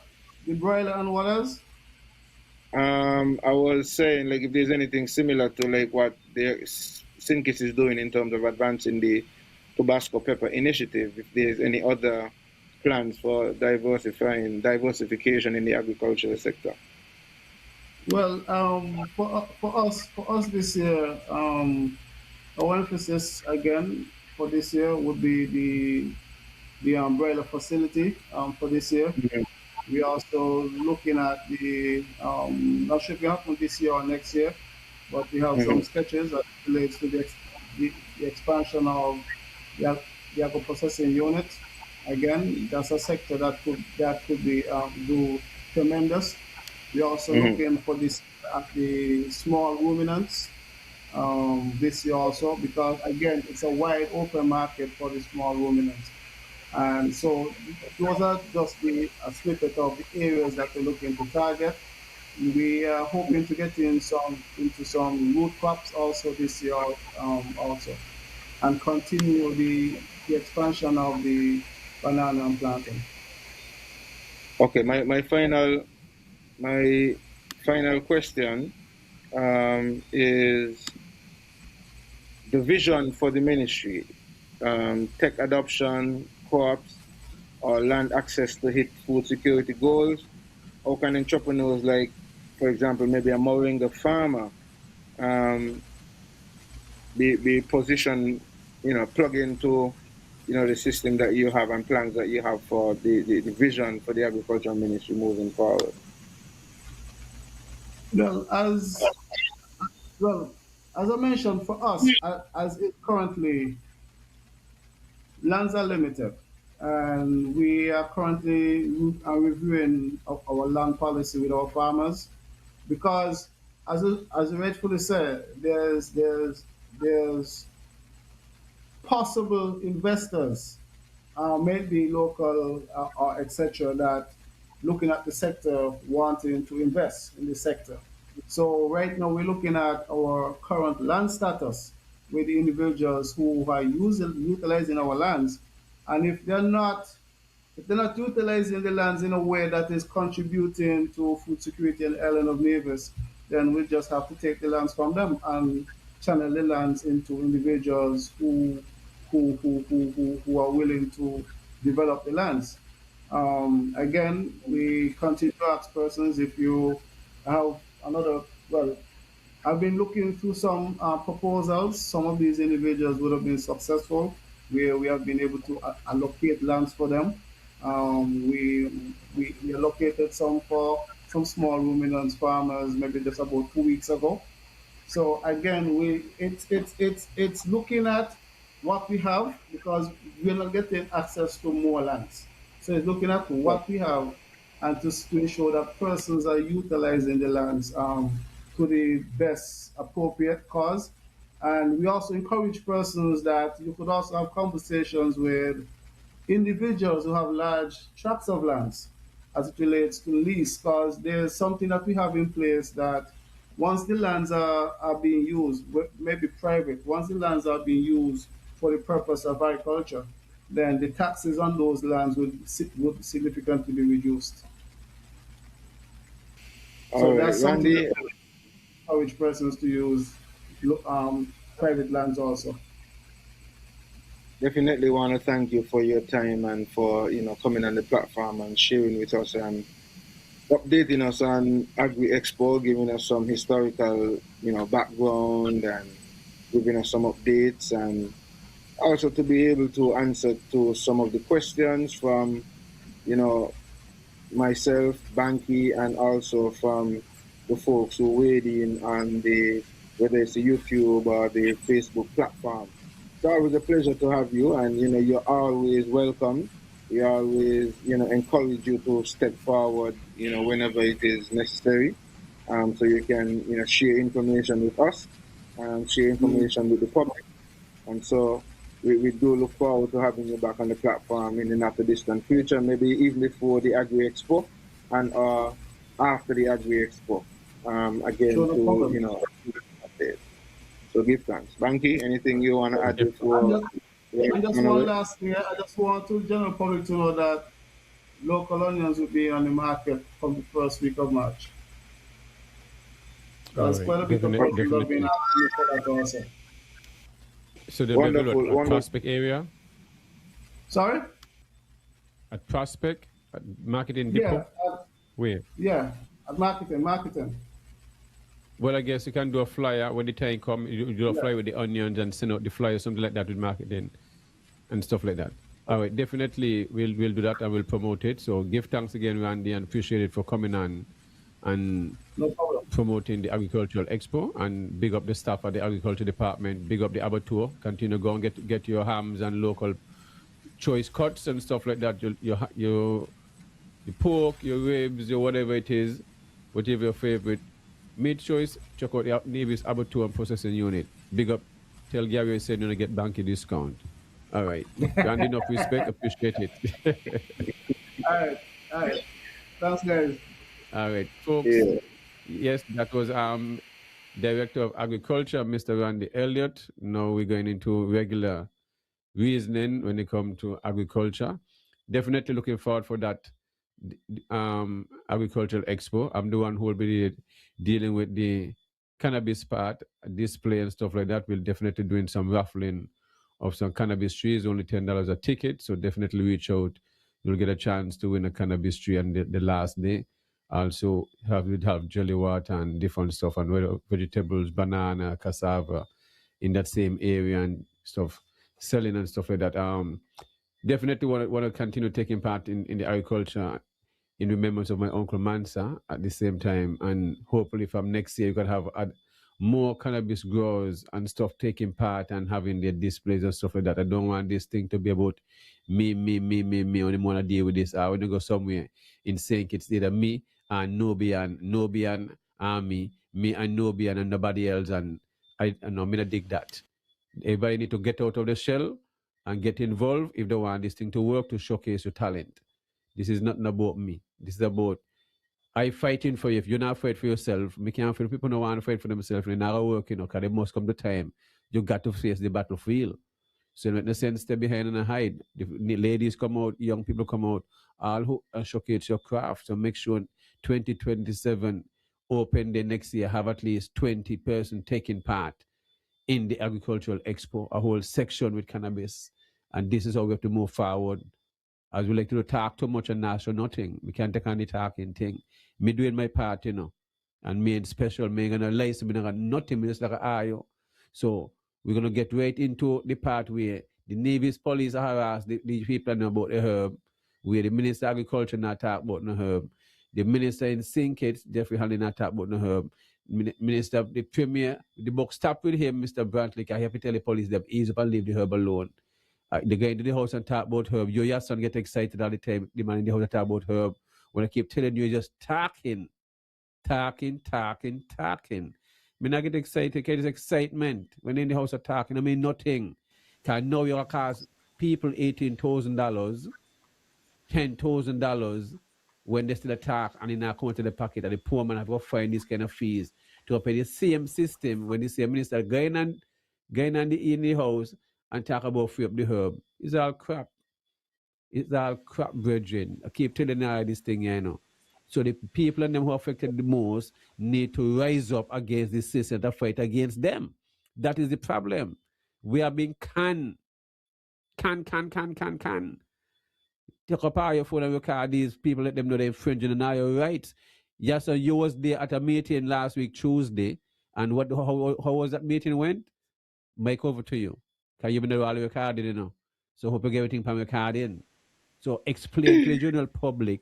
Because when I come here and tell you this thing is a willful act, you make excuse for all these people in society. So I'm giving you the mic to speak.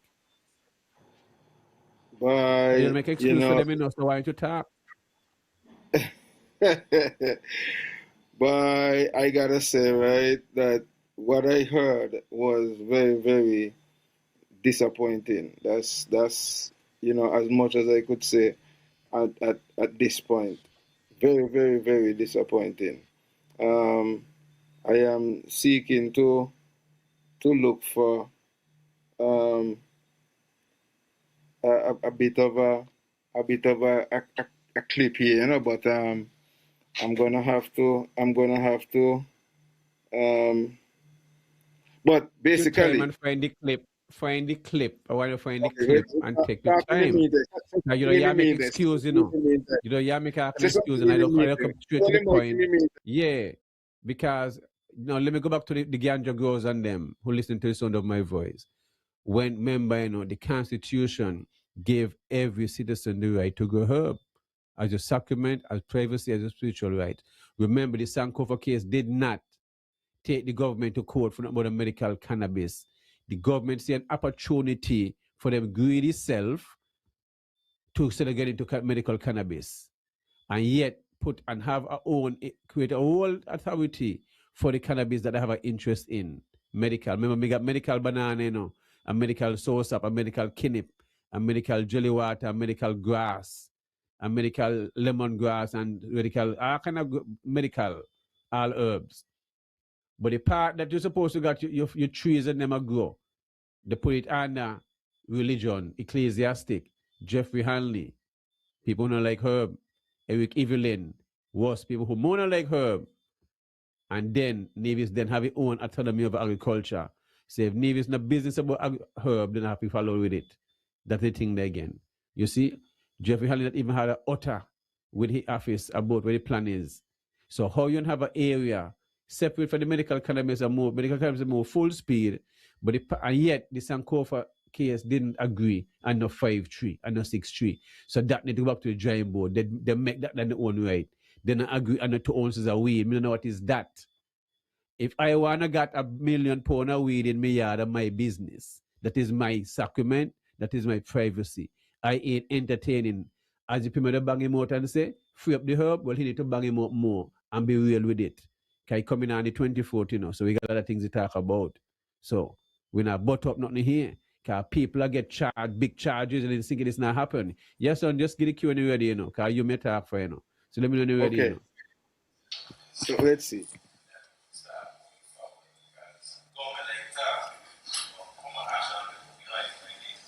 Yeah, well, based on the discussions that I have had, I can see that the government seems to be definitely committed to the task of rolling out this industry. And it is going. An industry like this has a lot of public sentiment, right? Particularly persons who have been victimized in the prohibition time for cannabis.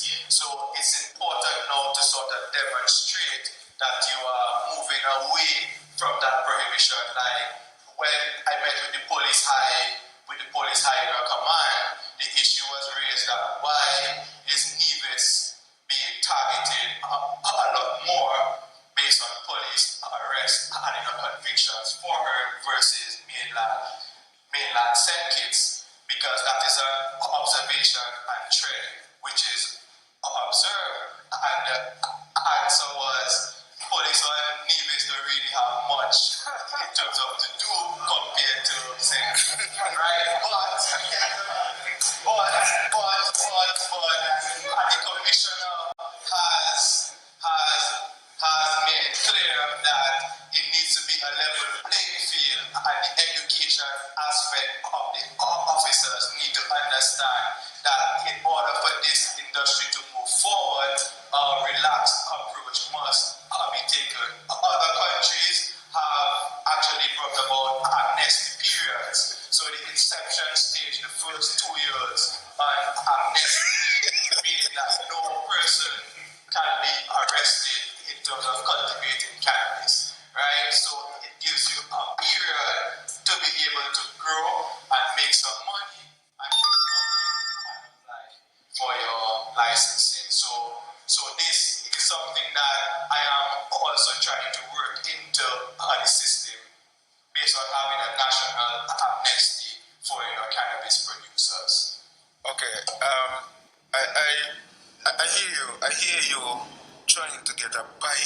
Okay, so basically, the guy is sharing with us when he spoke, which is Mr. Emmanuel, who they brought in as a consultant.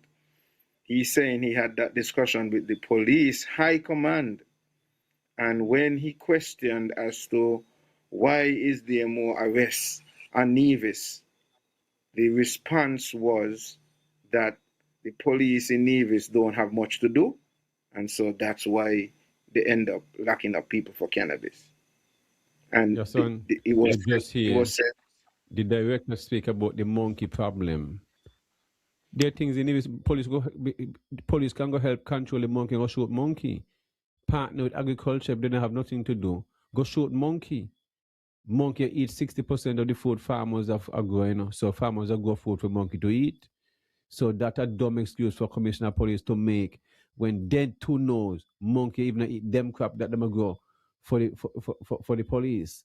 So how they gonna say Nevis police have nothing to do when the agriculture department need help with the same guns they have, where they could go and shoot monkey and control the monkey problem.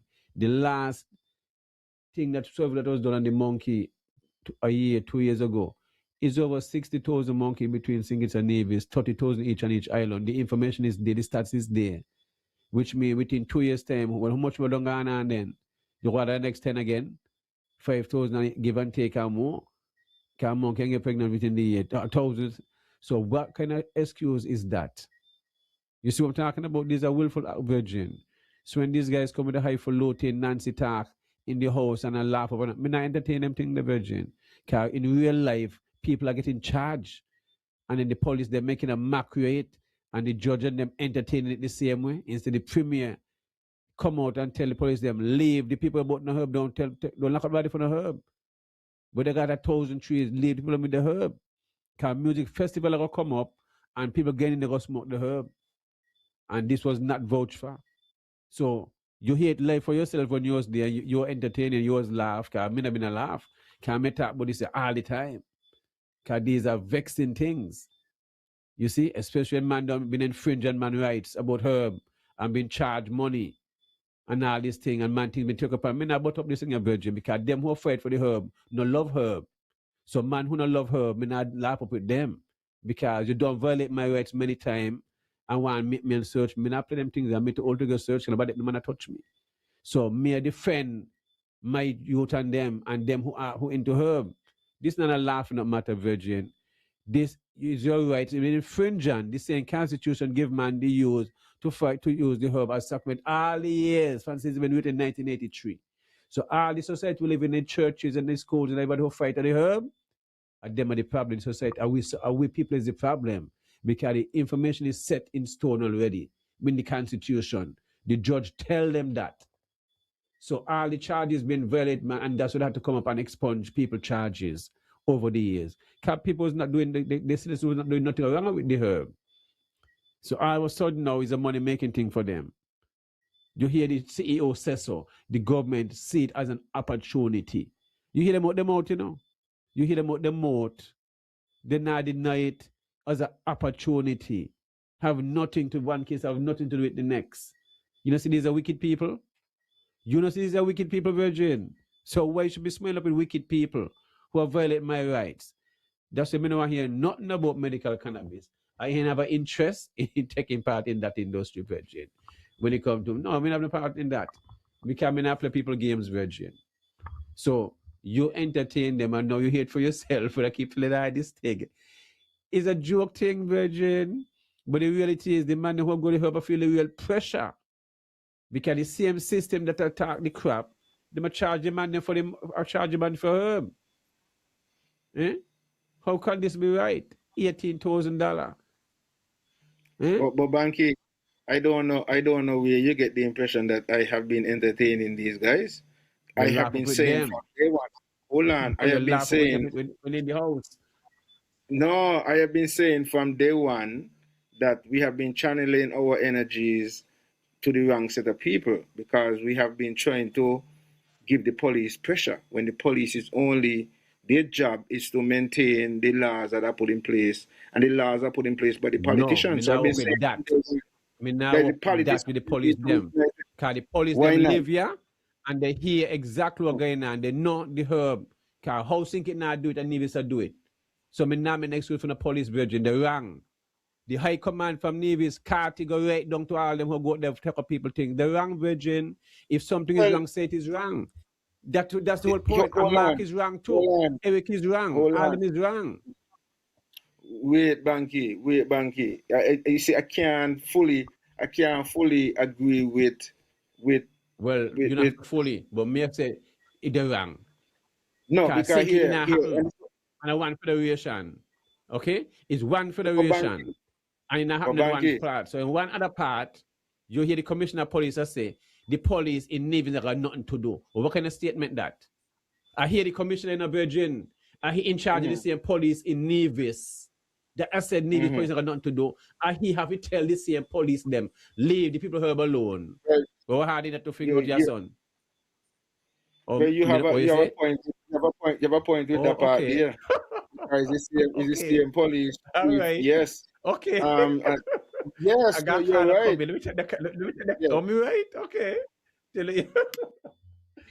Carla, good evening. Yeah, good evening. Yes. Bankie and Yahsonn. Let me ask you a quick question, Bankie. Yes. Concerning what you were just saying, right, about the charges and the expungement of people's records, right? Yes. Did the justice system go on initiative to expunge all those persons whose record need to be expunged? Yes, they did. It was retroactive, right? Yes, the expunge small charges was expunged. Yes, small charges were up to a certain amount was expunged. Okay, so let me go dig deeper now. Is there anybody who's in the Federation whose records needed expunged is still not expunged yet? I can't answer the question. I can't answer the questions there. Can the judicial system, can we get them to come forward with that information? You can't get these people to tell you nothing about the Destiny Project and about the MOU. you ask them some kind of lawyer question. You don't even come and ask you anything. Can you get them? They're not telling nothing, virgin. You can't see what's going on? Got you. Yeah, got you, man. Yes. Yeah, man. That's all I really wanted to ask tonight, man. But thanks, man. All right, appreciate it. Yahsonn? Yeah, cool. Thank you. Go ahead, Yahsonn.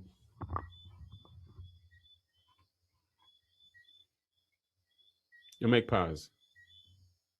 Yeah. Yes, I was saying though, right, Bankie? At the end of the day, right? Our elected officials really need to step up to the plate. For example,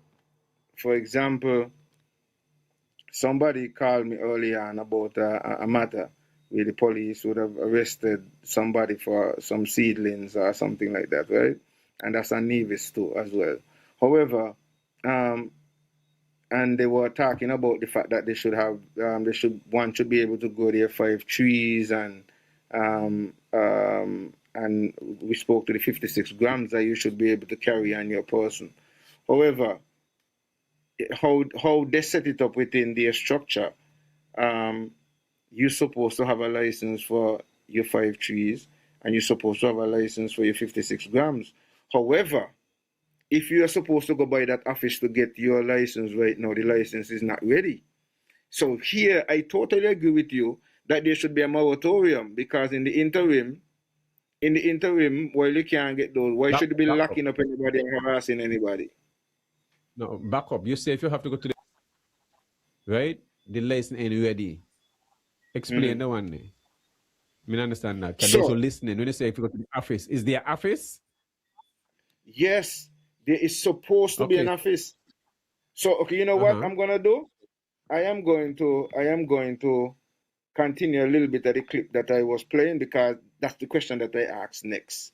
And I guess that would probably give it, and it would also give you the response too. Well, I know there is an office. Hold on, I know you know the voice for the people. So I'll do it for the people. Right, so it gives you a period to be able to grow and make some money, and then come in and apply for your licensing. So this is something that I am also trying to work into the system, based on having a national amnesty for cannabis producers.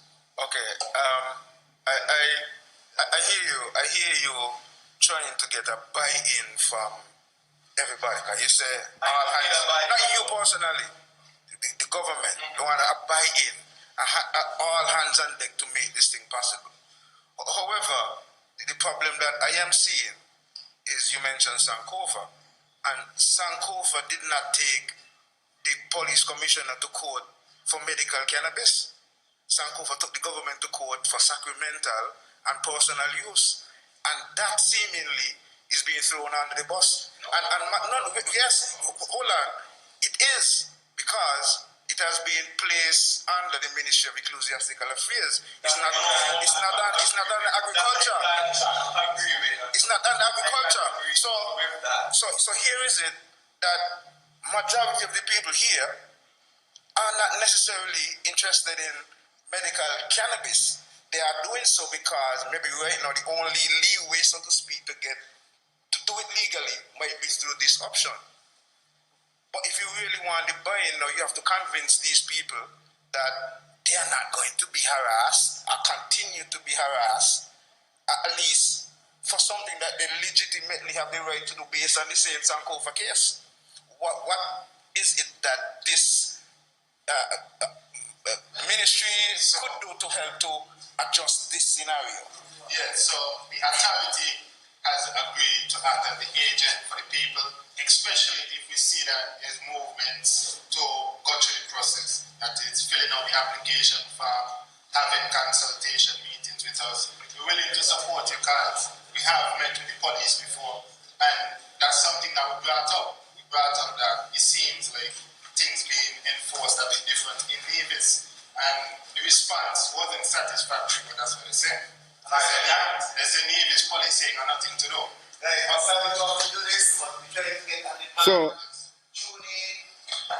So basically, as I was saying, in terms of the Ministry of Ecclesiastic Affairs, that's where you have to go to get your license for your 5 trees and your 56 grams. However, that ministry is under the Honorable Jeffrey Hanley. If you're supposed to go there, because I remember some point you would have called that ministry, Bankie, and they would have told you that they're not even send whatever papers they were supposed to send off.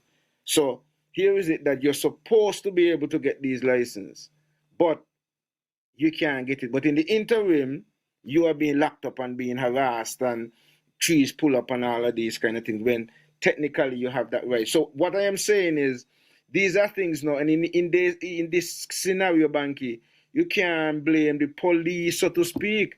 Yes, they should be able to turn a blind eye like how they're turning it to Hammond. Like Hammond right now should be illegal, but nobody don't really tell me we can't blame the police, Virgin. I can't blame the police because we are live here and we are no better. You just hear the commissioner of police say the Navy's police not got nothing to do. And you still say me can't blame the police when sinking people not get harassed, Virgin. I hear the commissioner of police over Navy's too. Navy's only have a deputy commissioner of police, you know. He over the commissioner, the deputy police and Navy's, you know.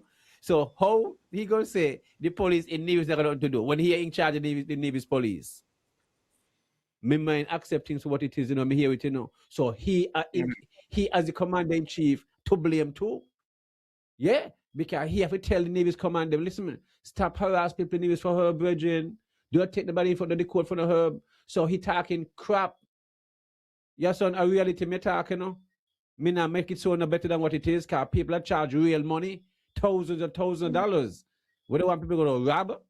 When a man taking up the time and a plant some herb, agriculture, the man deal with it. Agriculture, you deal with, you know. And that's what it is. Here's what I'm saying. Here's what I'm saying, you know. No, you make excuse for the police and them. They're making no excuse. I am being practical. Because you just hear the commissioner of police say, yes, you have 3 arms of government. Yeah, but you could just say the police commissioner of police say Navy's police they got nothing to do when he is the commander in chief. Here the head of the police, Virgin. And it's an excuse. The man so. Listen. No, I can't hear what you say when you make excuse that you don't want to admit the man. Hammond supposed to be Hammond. They're turning up a blind eye to Hammond, right? No, I'm not Hammond. Me talk about her. But wait. So the point I'm making. Here's the point. If one officer who want to say that he is this officer and he's going to uphold the law, and he chose to go and break down a man still and lock up a man for Hammond, right? He still could do it. That's the point I'm making. So the No. police have within No. his right to do what he. No. How me no? No. How me No, no, no? no, no, no, no, no, no, no. Because they got rules. If the commissioner give out a rule and say nobody get harassed for herb and the police violate that, it can become an disciplinary action How? within the police force. How if the police choose to do what is within his right, if he can legally defend what he is doing, because remember now the police make the final say, you know, the police make the arrest. The police in charge the person, you know, is the judge charge the person, and that's another arm of government. That's the judiciary. No, the police can't charge nobody. The police lock you up and the police take you to court. Police can't charge you. Rule number 1, the police is supposed to lock your period so that we don't jump to the judge. Take the judge out of this. Yes. The police commissioner just say, right? The gentleman just tell you which is a consultant. He says so publicly. You see what I mean? He that was a secret with the high command. Why these things happening in navies? You can play it again, and not into the sister island. He said the high command said the police and navies didn't have nothing to do. I hear the commander in chief. So how can you say still make excuse when the man tell you point blank when he comes or not he in charge of Navy's police? Are he in charge of Navy's police? I hear the problem. So it's not not trouble thinking people, but the police in Navy's harass Navy's people. You see the difference? You see, but and a one system it is. One system in a virgin. What goes for singing goes for Navy's, you know. It's not what goes for singing go for Navy's, you know. Just like the Premier say, the Destiny Project cannot continue because of security purposes, which is in the federal government. Same excuse. So which means it cannot go, the Destiny Project cannot, if the commissioner saying, when the Premier say, it can't continue. Because of the federal government in charge of security. Remember that. That's what the Premier say. That's what I asked if the law could not pass in the House in Navy. He said no. So let the Prime Minister say that and we're going to see what happened then. Let him prove to me that Navies could say it own. Because Mason Navies could have their own thing without thinking. So he says something else. So let me see then. Who right? Since Navies got their own autonomy over its own land, but he based on security. That's what he man based on. You have a call coming in here, yes, and let me hear what this caller have to say and we come back. Carla, good evening. Hello. Sorry, wrong number. All right. Yes. Yes, Yahsonn. So I'll make sure to show you. You cannot make excuses say the high command doing so whether it's three laws of not even the laws of the pillars of the society. May deal with what it is. Humpy Dumpy sat on the wall and Humpy Dumpy fall apart because it broke up. That's the way it is. The commissioner of police in charge for seeing Navy's police too. So nobody Navy is supposed to be locking up on her. Okay, not happening in Sinkit. So why Navy's? You hear the man get it as a joke. Oh, Navy's police have got nothing to do. Well, send a go shoot monkey. Yeah, send a go shoot monkey and keep monkey at the people's yard. That's and since they got them a pull up herb and I charge people for money. And then the Premier then I said nothing about it. You see what I mean? The Minister of Agriculture now said nothing about it. Is what it is, Virgin. So now you're going to where I am heading because that's what my point is. My point is me not vex with the police, me vex with the ministers that are supposed to put the law in place, and because you have the Premier saying, oh, in his mind cannabis should be legal, but then yet his Navis is where this problem is taking place with the police, and from what I heard, from what I understand, they would have had an input in terms of the turning of the blind eye to the Hammond business. Because Navis, nobody, the same police them turning a blind eye to the Hammond. So it's the same way. Why can't it be told to turn a blind eye to the cannabis as well? But at the end of the day, the police job is to enforce the laws. Who put the law in place and who's supposed to put the regulations in place is the elected officials. At this point, So how the elected the police, officials. so how police is not get- so what is the difference in seeing kids? What's the difference in seeing kids? Explain the one. The only difference I hear is that according to Wow. the person who the consultant and the medical Yeah. cannabis CEO, the only Uh-huh. thing I hear is that they said that Nevis police ain't got nothing to do. That's the only So difference I hear. what that mean? So what you take from that? What do you take from that? What me take from that? Yeah. I take from that Remember, he you know, said, remember, you know. Remember, is the commissioner said this, you know. Remember, is the commissioner of police said make the statement to him in the meeting. So when the commissioner made a statement to him, why you say that of the commissioner said a statement like that? Well, I find that the commissioner spoke out of turn, man. Maybe he was having a light moment. Okay, you see? All right. That's what it is. With the late moment costing people thousands of dollars, you know. Yes, Remember that? thousands. And that's a late But moment. hold on. You see, he a little bit now. It's not just it's not just the police causing that. That is happening because your elected officials ain't put certain No. regulations in place.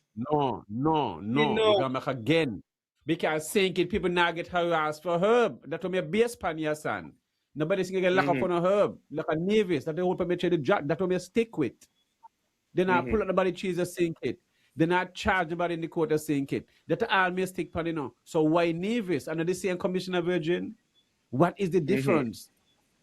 You see the man have a late moment when people get charged 10,000, 18,000, 9,000, this thousand, and 0 case in a sink it. A man just carry tell the police had to up the seedlings and them. And the commissioner got a light moment. You see? Police are getting people you top up the cheese, buy your cheese too big, and I laugh and go along with it. All them things there. You see what I mean? This is the reality. This is nothing to make excuse for nobody. All them are the problem. So Bankie, but let's look at Nevis and St. again, because this is what I'm saying. We have to look at the officials. Here is it on St. One of the reasons why that might not be happening on St. You're getting governmental support in St. The Ministry of Agriculture is directly demonstrating what they should be demonstrating on St. And Nevis, you have never heard from the Minister of Agriculture in anything in relation to cannabis? This evening is the first time we're hearing something about actually something is going to be done from a governmental standpoint.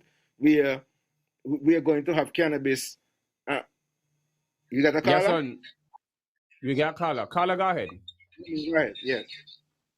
Yeah, I hear listening to you guys, man. It's so like Yahsonn advocating for the police.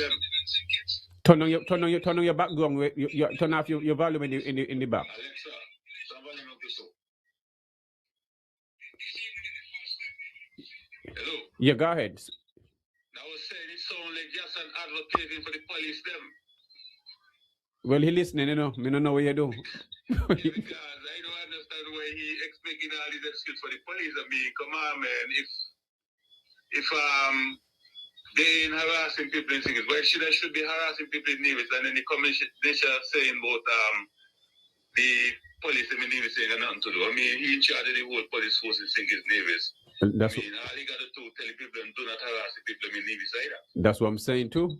I don't know. Yeah, Yahsonn sound like he advocating for the police, man. Anyway, have a good evening. All right, appreciate it. Thank you.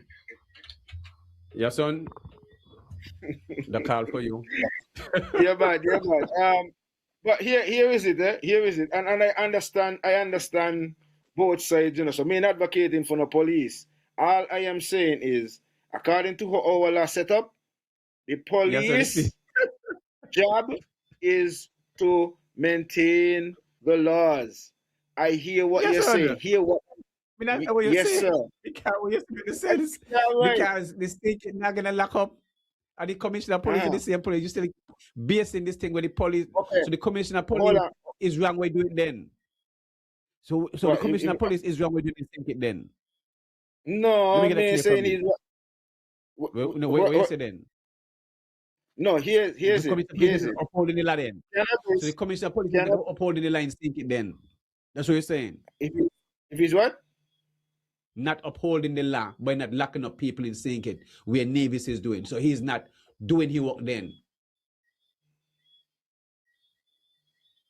What do you mean he ain't doing his work? Well, because you wanted to lock up people in the St. Kitts, lock up people in Nevis. Because No, that's no, what no, you no, keep no. saying that. You take it. No, Bankie, and this is why I guess you all are in misinterpreting what I am saying. No, What I because am it seems saying like you is, want them to lock up people. no, me Because want you them to say lock up police, nobody at all. because the No, me police want job no. is How I could want people they lock up people when I am saying that there should be a yeah, moratorium on cannabis. It's the same thing I'm saying, that yeah, they but you shouldn't be keep locking up saying the anybody at police job. all. But you keep saying the police is not doing nothing wrong No. in Me not say that them Nevis. not doing nothing wrong. Here's what I am saying. Right. saying. They are the government officials who would have went to the parliament and passed certain laws that are supposed to be gazetted. They would have gazetted the laws, and then there's some that are supposed to be enforced and put in place, and there's some that are not in place. So, like for example, we spoke to the 5 trees and the 56 grams. According to what they say, right, you should be able to have a license for that. At this point, you don't have a license for that. How could you vex with the police if they try to enforce the law on that side when that is what they're supposed to do? When the reality is, the reason why they would be left to do that is because your elected officials are not doing what they're supposed to do. So my argument is that you're not necessarily supposed to be blaming the police. You're supposed to blame your elected Yahsonn, officials because they're not doing what they're supposed to do. Yahsonn, again. What you talking about? Are the same commissioner of police in charge of Nevis, Virgin? What you saying? Who me can't Yes, fix the police? yes, Or you have to okay. mix with? So, but When hold on, people Bankie. Hold on, Bankie. no, Hold no, on, no, Bankie. no, can you not understand this? Cannabis, No, let me finish my point. cannabis, Because criminalize thinking St. people Kitts not get Nevis. locked up. No, me hear what you're saying, no? I No, totally you know agree with you. So here. I don't feel, you know what I mean? I don't feel like nobody in Nevis should be locked up in by the police, and nobody should be pulling up nobody So tree, you know. why the Here's commissioner? what I So am why the saying. commissioner itself don't tell the commissioner in deputy commissioner in Nevis and them do not take no harassment for the herb. I hear the commander in chief, Virgin, that I'll make sure to show you, are the same man in charge of Nevis Force, Nevis Police, and them is the same person. Is the And I same am in person. total, Is the same person. and I am in total agreement with that. You know that they shouldn't be harassing anybody. They shouldn't be pulling up anybody tree.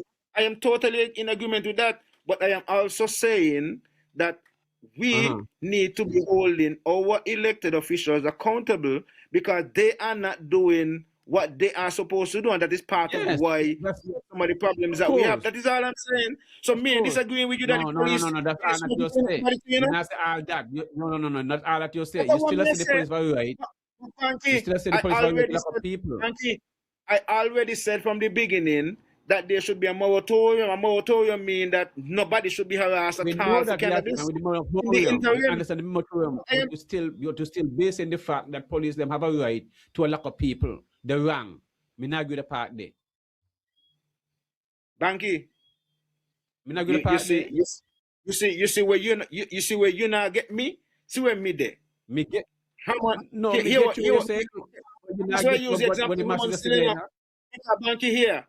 At the end of the day, right? Even though there's a moratorium right now, so to speak, on Hammond is still illegal on the books. Virgin, watch here. Be there with simple common sense. Now we live in a small island. We live in a small island, and we know better. We don't need. This is like me want water down the road there, and all the engineers them having one big discussion is the pour water there. So me care they get the water there, Virgin. Just put the water there. Just so they now harass somebody singing for the herb. The same commissioner of police is the same commissioner for Nevis. Just like we have the deputy governor general in Nevis, you have a deputy commissioner in St. Kitts. The one in St. Kitts need to tell them in Nevis, no, but do not harass somebody for the herb. Do not go and tell people in a meeting about police in Nevis and have nothing to do. What that say about he? What that would say about him as the commander in chief, Virgin? And then you're gonna come and say, well, the police never do the work still. No, because they're no better. They're willful to harass their own citizens when they're under the still infringing on their rights. Because them know exactly what the government is moving into. They know these things. And this is the problem why this is going to continue to happen, because adults who want to hear you speak like that, going to be entertained. They're going to glad to hear you speak like that too. The same police, they're going to hopefully people are going to glad to hear you speak like that, because they know they're wrong and you encourage them to continue doing the wrong. You talk both ways, you know. You say, yeah, but then you say the police are right, can they do the work and then go for the judge, and then no, nobody's supposed to get harassed for no kind of herb. I don't care if they got 1,000 trees in the yard. Period. Because nobody is single again no cases. That's what me say. That's what me say. So Navy should have no cases either. That's all me say, you know. Me not make an excuse for nothing else. It should be zero. This year I can think it. But it is not. It is not. The commissioner of police who in charge of the police, them in Navy, I say, Navy police are going to work it do and get it as a joke. And I charge people 18,000, 10,000 that kind of money. These are real money people have got fined, otherwise they're going to jail. When it is not happening in St. Kitts, and I hear the problem. Me get a problem with he who said that. Me get a problem with Mark, with all the representative them who accept this kind of thing here. And demand them. And that's the problem. And that's the problem. Well, how you not say that? And me could say what you say. But how you not say what me say? But Bankie, me, with me, you're gonna disagreement, you know, because me agree with you. Yes, we have a big disagreement. No, but me not gonna agree disagreement with you because me totally agree that the police should not be harassing anybody. Oh, you agree now? No, not no. That I said that from the beginning. That never changed, Bankie. No. All I was saying. Here's what I am saying, and I still hold on to this, Bankie. Hammond and the books is illegal. Even if they turn a blind eye to Hammond, if a police tomorrow opt to go and lock up somebody for Hammond, they still have the right to do it because it is still on the books as illegal. My thing is, because that is what the police is supposed to do, uphold the law. My thing is, we're supposed to be more focused on our elected officials who are not doing what they're supposed to do. Look how long cannabis has been decriminalized. And look how long there's an ecclesiastical affairs. They might say take a smoke break. Look how long. This one interesting. Yeah, but watch here, Bankie. Here. Medical cannabis industry, right, is decriminalizing St. Kitts and Nevis, right? There's a medical authority on St. Kitts that is pushing the cannabis industry. They have met with growers. They actually have met with some of the people who are growing on St. Kitts. Have we had a similar scenario here in Nevis? Do we have anybody from the government side pushing medical cannabis to set to the authorities where, hey, look, we are pushing this industry. This is what is going on. And so, do we have that going on in Nevis? No. In terms of recreational and spiritual cannabis, there is an ecclesiastic affairs ministry on St. Kitts. There is none on Nevis. Even though the office over there ain't set up and you can't get your license and all that, there are provisions in place. On Nevis, there's none. So when you talk about differences, there are huge differences, and there will be a huge difference if you have the people in authority pushing up and saying, hey, look, you can't do this and you can't do that. We ain't getting nobody on we side to tell nobody nothing. So yes, the commissioner is wrong. Totally wrong in the sense of to say that Nevis police ain't got nothing to do, because as you say, he have the right to tell them not to harass nobody, just to go there and harassing nobody in St. Kitts. But at the same time, I'm saying that we have officials who are being paid because, for example, the Minister of Agriculture in Nevis is being paid, and we ain't hearing nothing from the medical cannabis side. The Minister in St. Kitts, John Rebel Jeffrey Hanley, is being paid to deal with the ecclesiastic affairs and the cannabis under the Ministry of Ecclesiastic Affairs. But we ain't hearing nothing from them. And are we holding them accountable? And them, because they have not done what they have done, is part of the reason why we are going through some of the problems that we're having. So all I am saying is, sometimes when we are channeling the energy to the police, the real energy need to be channeled towards elected officials. No. No, no, no. Come back again. We know the ministers have not do the part, you know. But right now, the commissioner of police are doing his part, which is the key. Remember that. He doing his part in seeing kids. But he allowed neighbors to run how he want and shut a blind eye. That's what he do. And that's what we want you to see, because you could see it. So we know Eric and Jeffrey and Mark and in Navy's part, they're not doing what they're supposed to do. But the commissioner itself have a responsibility. But it is one commissioner. One. And all he have to tell his deputy commissioner, I don't want to hear no cases over in Navy's, but they have been harassed for herb. That's a his job. That's a his job, and he failing the people of Navy's virgin. The commissioner of St. Kitts failing along with the prime minister in St. Kitts. Dr. Joe, because Dr. Joe is chair commander in chief of security. So how the hell he gonna get St. Kitts now get harassed, and then I'll watch Navy's and get harassed, and the young men them in Navy's I get big charges for herb. And then when you look, they're gonna be talking about cannabis for the music festival and stuff like this. And me supposed to come here and sing glory, hallelujah, and kumbaya like this thing is okay? No, meaning of that crap. It's madness. Commissioner need to resign. I'm calling for the commissioner to resign. We got a call coming in. Carlo, good evening. Hello? Yes, good evening. Hey, I'll tell you something. Yahsonn, keep talking about Hammond. Hammond is legal or illegal? It's still on the books, but they're not harassing nobody. Yeah, but this watching the find way. Why is Yahsonn making that comparison? Because they ain't say that the cannabis is decriminalized. Exactly, it's non-poisonous plant, a non-poisonous plant. So there is no comparison between Hammond and the herb.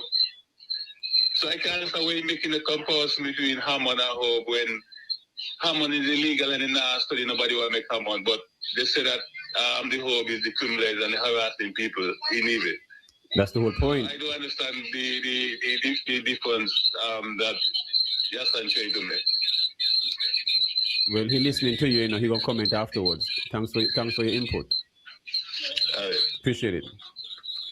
Yahsonn, are you tonight or unite, you know? Yeah, no problem. So in relation to the Hammond, yes, cannabis is decriminalized and Hammond is still illegal. Decriminalized is still not legalized. Decriminalized, just like, for example, at a point, alcohol, not just Hammond, but alcohol on a whole, was prohibited. And then it was allowed to be utilized. But right now still, for you to sell alcohol, you have to get a liquor license. You still have to get a liquor license. And so it's the same thing with cannabis. It is decriminalized, but in order for you to make use of it, they have put certain regulations in place where you still have to go and get a license for it. That is all I'm saying. Amy, make it so. Let me give you an example. Yes. They're not harassing nobody for no cannabis, for no alcohol in Navy's, not in St. Kitts. So how is that allowed? No, the commissioner allowed that? No, the commissioner allowed that? Whether it's the commissioner, the government, or whoever allows that, right? No. Is he have to allow it? Is he have to? He is the commander in chief to shut a blind eye. I mean, they discuss this thing in briefing, Yahsonn. You work in the system. We understand how the system work. These things are discussed in briefing. That is how don't put a null on these things. If you don't discuss these things in briefing, you will just continue to go out and run your command as normal. Which means that is what I'm talking about. The commissioner must give his orders into those over in Navy's. He can't just be in a room and when he asks a question, he's going to say, the Navy's police, they're not going to know what he do.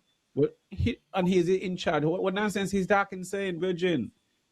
What nonsense is that he's saying to people as the people in Navy's is stupid? Well, that's what you say. That with Navy's people not going to sense then, because St. Kitts is special, and Navy's have money to give away, so you just harass people, take up 5, 6 trees, 7 trees, and charge them $10,000. And then we here having this discussion. Well, I guess they're going to continue to bamboozle us if we're going to be entertaining the nonsense. Because we are St. Kitts and Navy's. There's no St. Kitts, you know. There's St. Kitts and Navy's. There is a Navy's if you want to be, but there ain't no St. Kitts. That is a big difference. So which means he controls St. Kitts and the police in Navy's. We should not be having this discussion, Virgin. Me afraid for my people, you know, who have been charged big money, you know. So me can't go say, oh, the police still do the work when they not, when the police they well know they're doing what they're doing is wrong. They know they were doing is wrong, Virgin. I know them. I know the police and navy. We see them every day. How you do your people these kind of things, and the premier accepting this kind of crap.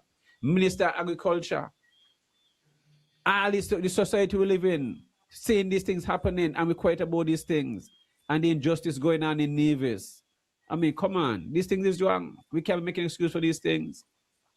It is wrong. We are divided as a people. Nobody's even charging a young man in Castle $18,000, but you're moving to an industry and the young man practice the craft. Can't practice. You go up in a big man yard, you see a tree to 8 feet, you go with the man one tree. But the tree is too big. One tree, you know. So you have nothing to do with trees. So, You see what I mean? that's what I'm saying. And so Bankie, and those things are wrong.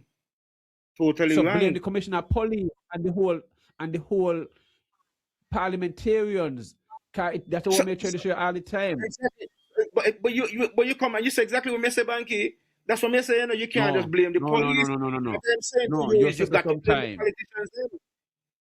No, but you still say the police do the work still. The part they not agree with. You say the police do the work and a lock of charge people and the judge charge people because the police will lock you up. Police supposed to lock up the Bankie. body to arbitrate to say. Bankie. And that's why when the person was asking, the last caller who called in was asking the question about me making the example of with Hammond and cannabis is decriminalized. It's the same thing. Technically, Hammond, as you mentioned to the caller, Hammond is on the books still as illegal. They turn a blind eye to it. So a police who might want to be say he is Mr. Whatever could still go and knock down a man still and still got say you meet you with Hammond and still carry to court for it. They still could do it. Yeah, And but so it don't have to go to court. But it don't have So to I'm reach to the saying- court. What I'm saying, No, but it don't have to yeah. reach to the court. Don't Because have to maybe be have the to same write way. the people. It's the same way too. The cannabis store ain't got to reach to the court neither. So they could turn a blind eye the same way. So me totally agree with you, and that's why me say there should be a moratorium, you know. So me not see where me and you different. The only thing me say is sometimes we put a lot of blame. Right now. There is no moratorium right now, and nobody's going to get locked up. Right? There is none. So what the difference be? Can you Well, keep we talking haven't about the heard any moratorium? case. Basically, there's one thinking. Me can't say nobody else think it's a get lock up. Say that we haven't heard any seen case recently. Well, me don't know about that.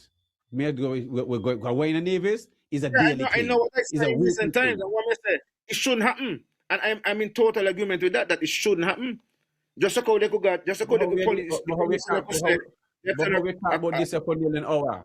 But how we talk about this thing for 1 hour, that make no sense. When we know the issue, back and forth over something you entertain. Are you entertaining it? You hear the callers must say you entertain it. Because it's simple. It's one commissioner. He's one commissioner. Me not disagree with what you're saying. So this is why me say, me not disagree with what you're saying. Me fully agree that they shouldn't be doing it. All me point out to you is the reality is that there is 3 arms of government. You got the executive who make the law and put the regulations together. You have the judiciary, which when you breach the law, they determine whether you breach it or not. The police not going to enforce whatever law you put in place. So if there's a law in place, they got a job to seek to enforce it. Yes, they could turn a blind eye, like in the case of in the case of Hammond. No. How many now? No, because like last day, they turn blind eye pan. You see me to show you. So me not entertain the one when this one is a non-poisonous plant.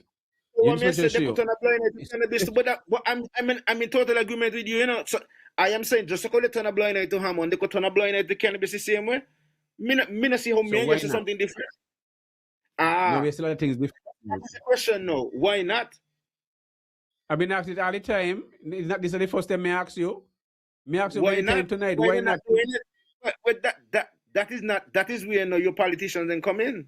Because when you're gonna get a politician who gonna say, by me not for this and not even ever come and make a statement about it. And then you're in Nevis and you would hear, well, you know, your premier saying, man, they should free up this thing. But then the same premier saying, by he see some fellas downtown smoking on a Friday afternoon and disturbing people, and he had to call police for them. So this is why I'm saying, on St. Kitts, you're not getting a mix scenario. On St. Kitts, you're getting a straight I story. want to know what they do with the cheese when they pull them up. What they do with the cheese and them. What they do with the cheese then? The Ministry of Agriculture is in full support. They set up a medical cannabis authority on St. Kitts. They have met with the growers, and they have started to protect some of the growers on St. Kitts. Them man got videos with the growers, and they not hide no face, and nobody go hide nothing. That happening in St. Kitts. What happened in Nevis in terms of cannabis? Nothing other than as right now, police are lock up people and are charging money. So yeah, me totally against that, Bankie. Me not for that. Me not support that. But at the same time, let we focus on we politician them. Talk to your premier. Talk to your Minister of Agriculture. Find out why they not do what they're supposed to do. Why the regulations in place? Why you never hear from your Minister of Agriculture in Nevis in relation to cannabis? Why Mango Fest coming here, you ain't got a Mango Fest, a 420 friendly space? Why Culturama you don't have a 420 friendly space when Music Festival you got a 420 friendly space? Why is these things allowed? It's one federation. So but this is what I'm saying. It's one federation. So why are we not?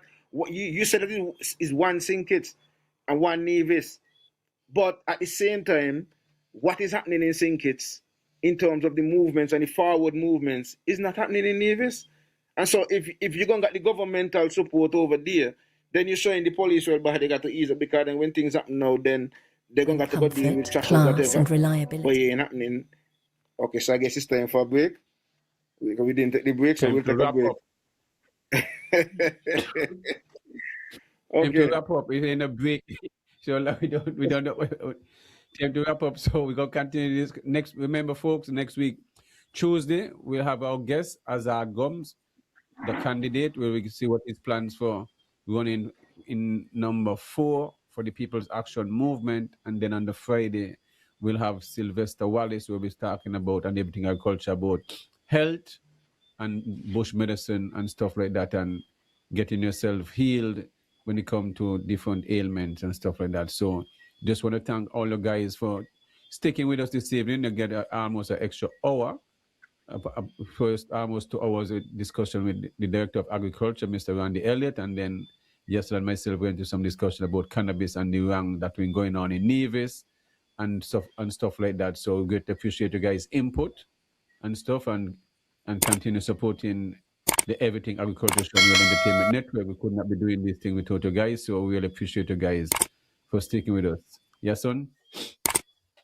Yeah, man, give thanks for another edition of Everything Agriculture. Before I wrap up, let me take this call. We have a caller coming in before, and then we take this call. Yeah. Caller, good evening. Hello. Hello? Yes, go ahead. Yeah, Bankie. Yes. Just a quick question. Let me turn on my volume. Yes. It might sound stupid, but there are restriction on the marijuana and so on, right? But do you think getting high, where you are?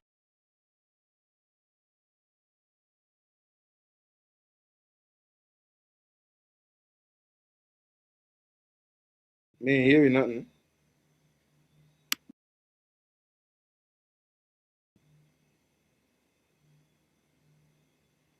We lost audio.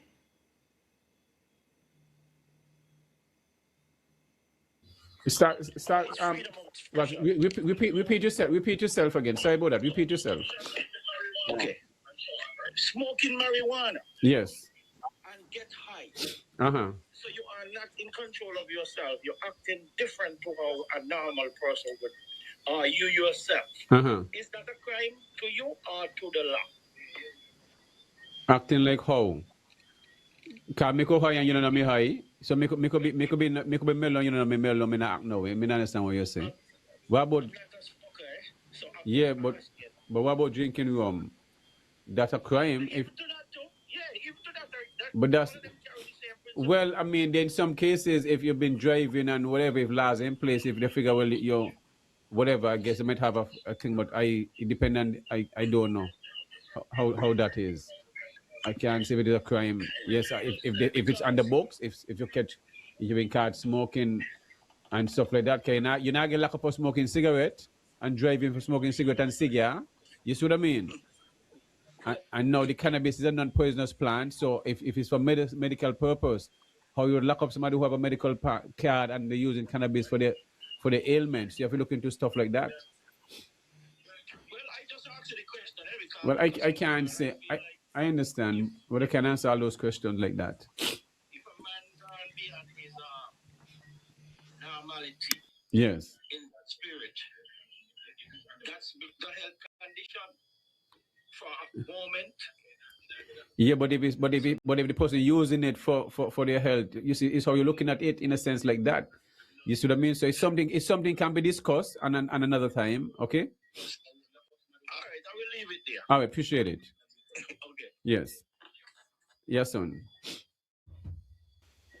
Yeah, well, I guess as you say, cause some of those things would really need an expansion in terms of discussion, but yeah, we give thanks. It was a fruitful debate and discussion, and look forward to another edition of Everything Agriculture next Friday. And we also look forward to another edition of the topics on Tuesday. And remember, the 24th going to be the premiere, and then the 27th will be L.A. Lewis, the Maroon Emperor out of Jamaica. He will be the last Friday at the end of the month. So looking forward for some reasoning with L.A. Lewis about the Maroon and stuff like that, and how the Maroon nation and government and how that structure work and what they've been doing and stuff like that throughout the region and the world and all and different things. So just want to put that in. So next week, Tuesday, you have Azad Gums, then Sylvester Wallace the following Friday, then the last Tuesday in the month, 24th, will be the premiere. Mr. Brantley, get you all answer questions and so forth, get out and stuff like that you want to ask. And then the following Friday will be L.A. Lewis out of Jamaica, Emperor of the Maroon government. Yes. Yeah, and give thanks. I guess a couple other little things, but I'm just going to leave it until next week. So, guys, enough love, guidance, and detection. Remember to subscribe to the YouTube platform, subscribe, click on the notification bell so that whenever there's another program, you will be definitely notified. Until then, enough love, guidance, and detection. African History Month, always keep up consciousness, African consciousness. When comfort, class, and reliability matter, choose the ride that delivers more. Imperial Rides Transportation Services, where every journey is treated like royalty. From airport transfers, private events, shopping trips, island tours, and executive travel, Imperial Rides moves you in style, clean, comfortable, on time, every time. Book your premium taxi or tour service today. Call or WhatsApp 869-665-8459 or email elandflavas@gmail.com. Imperial Rides Transportation Services. Your journey, our priority.